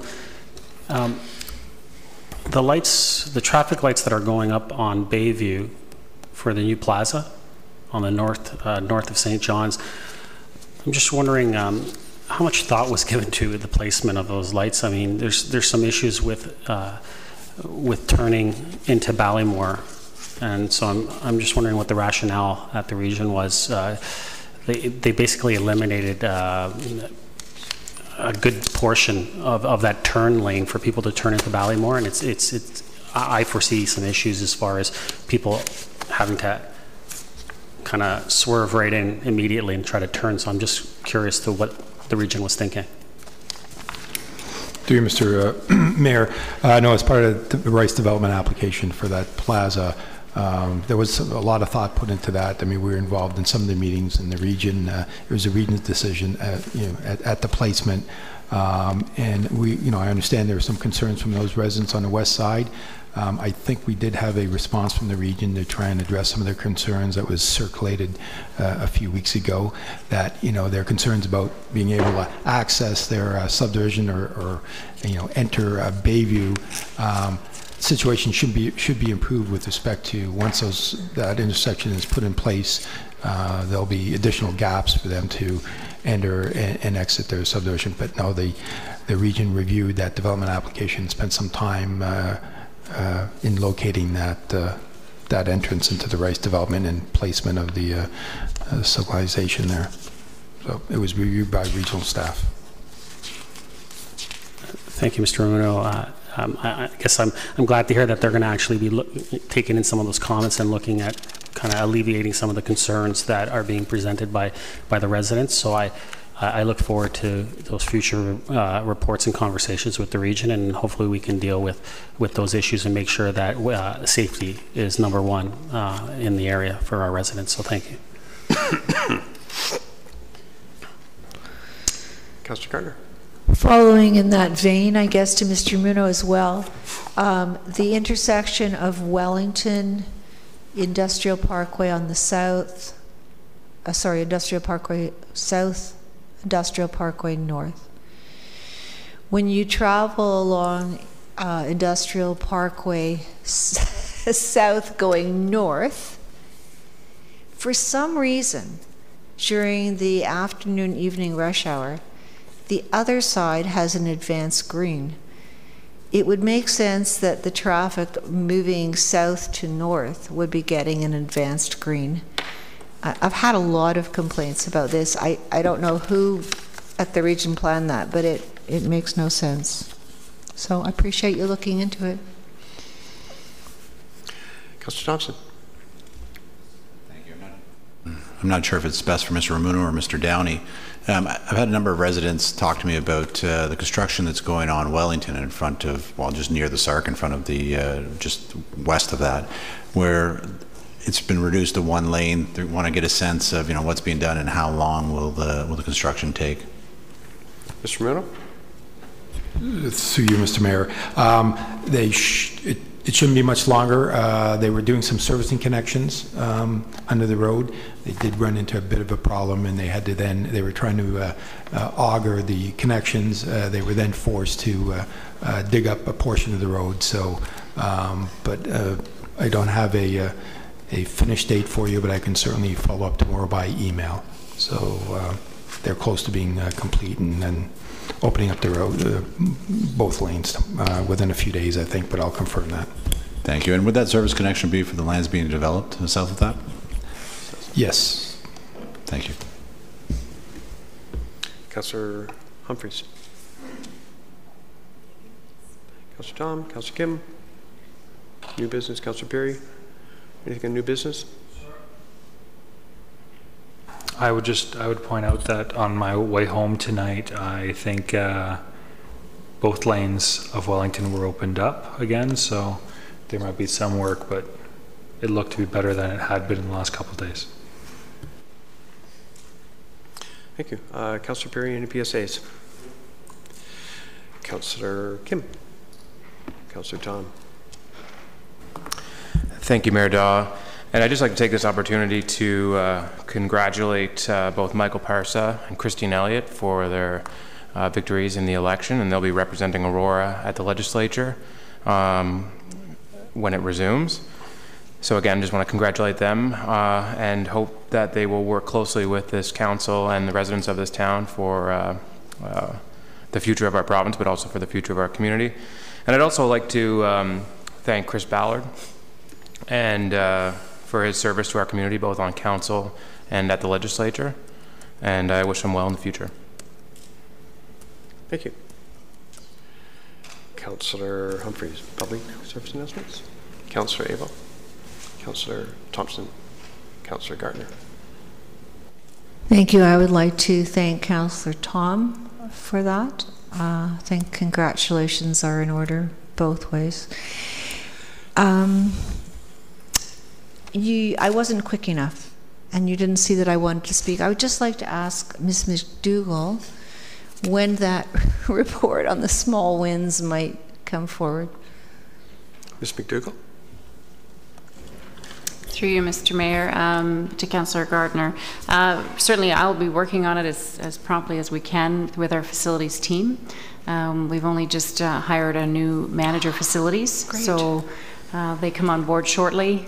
I'd like that person in place to have a look at these options as well to be able to evaluate. So timing-wise, to get a report back as quickly as we can. But thank you. That makes sense to wait for the new facilities manager. I'd like to congratulate Tyler Barker on being congratulated in the House of Commons on his accessibility award that he received from the town. And I would also like to congratulate Ms. Mackenzie Smith on receiving her master's degree today. And she did it working this very time-consuming and difficult job and raising a family, and I don't know how she did it, but congratulations. Councillor Marcus, public service, PSAs. Just, I have a couple. The Seniors Information and Active Living Fair is this 16th at the Senior Center from 9 to 1. And you can visit aurora.ca/active seniors for more information. Recruitment for the 2018-2019 Youth Engagement Committee is taking place. Aurora.ca/youth. We're trying to get some more folks for that one. June is Recreation and Parks Month in Aurora. Isn't that exciting? You don't look excited, Ms. McDougall. You look tired. So I'm sure all sorts of wonderful things are planned for that. And obviously Canada Day is coming up, so Saturday the 30th and Sunday, July the 1st, lots of great festivals coming up, so aurora.ca/Canada Day. And last but not least, York Central Fire has launched their 6th annual Stay Fire Smart campaign. And you can find out more at cyfs.ca. And it was Point to My Lapel Pin Day for Councillor Rackus. Councillor Rackus, Pride Day. And we rose. It is late, isn't it? We raised the Pride flag. Councillor Rackus was there. We had a representative from YRP, and we had a representative from Kyle Peterson's office. So, a great opportunity to promote our inclusivity. So, thank you for that reminder. Thank you very much. That does it, Council. May I please have confirming bylaw? Bylaws. Yes, sir. Yeah. Councillor. Bylaw number XXXX, but it's on the fences. I'm sorry, on the fences? Oh, sorry, it's bylaw A. Bylaw A, separately? Yes, please. Certainly. Okay. A second. So, pulling bylaw A separately, could someone move and second that for me, please? Councillor Gartner, you're going to move it? Is there a second, please? Councillor Humphreys, comments or questions on that bylaw? Thank you. Nobody's paid any attention to you all night. Okay, so we had a big problem in the Heritage District where somebody removed, I believe it was 5 trees. Actually, I'm not sure how it ended up, but it was a pretty serious situation for the trees, and it had to do with putting a fence around a pool. So, is there anything in the? I'm catching you unawares. Is there anything? Sorry, I meant to call you. Is there anything in this bylaw that would protect trees in the Heritage District in advance when somebody applies for a pool? I'm going to let Mr. Rumino take this one. Mr. Rumino? Yeah, certainly, through you, Mr. Mayor. I don't think there was any changes in the bylaw to specifically deal with that, but when that incident occurred about a year ago, we have put a new process in place where any application for a pool permit that is within our Heritage District or that may contain trees, staff advise the applicant that they need to comply with our tree permit removal application and that they are to consult with our Parks Department staff. So we do have that process in place to flag those applications. So just confirmation that if a permit is applied for in a Heritage District, it will be flagged somehow? Correct. Who's the person that issues the pool permits? It's within the building department. Great, thank you.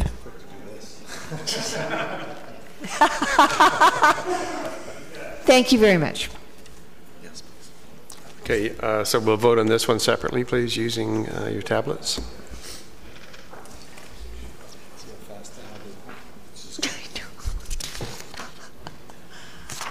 I know. Turn my mic off. Michael. That passes. Thank you.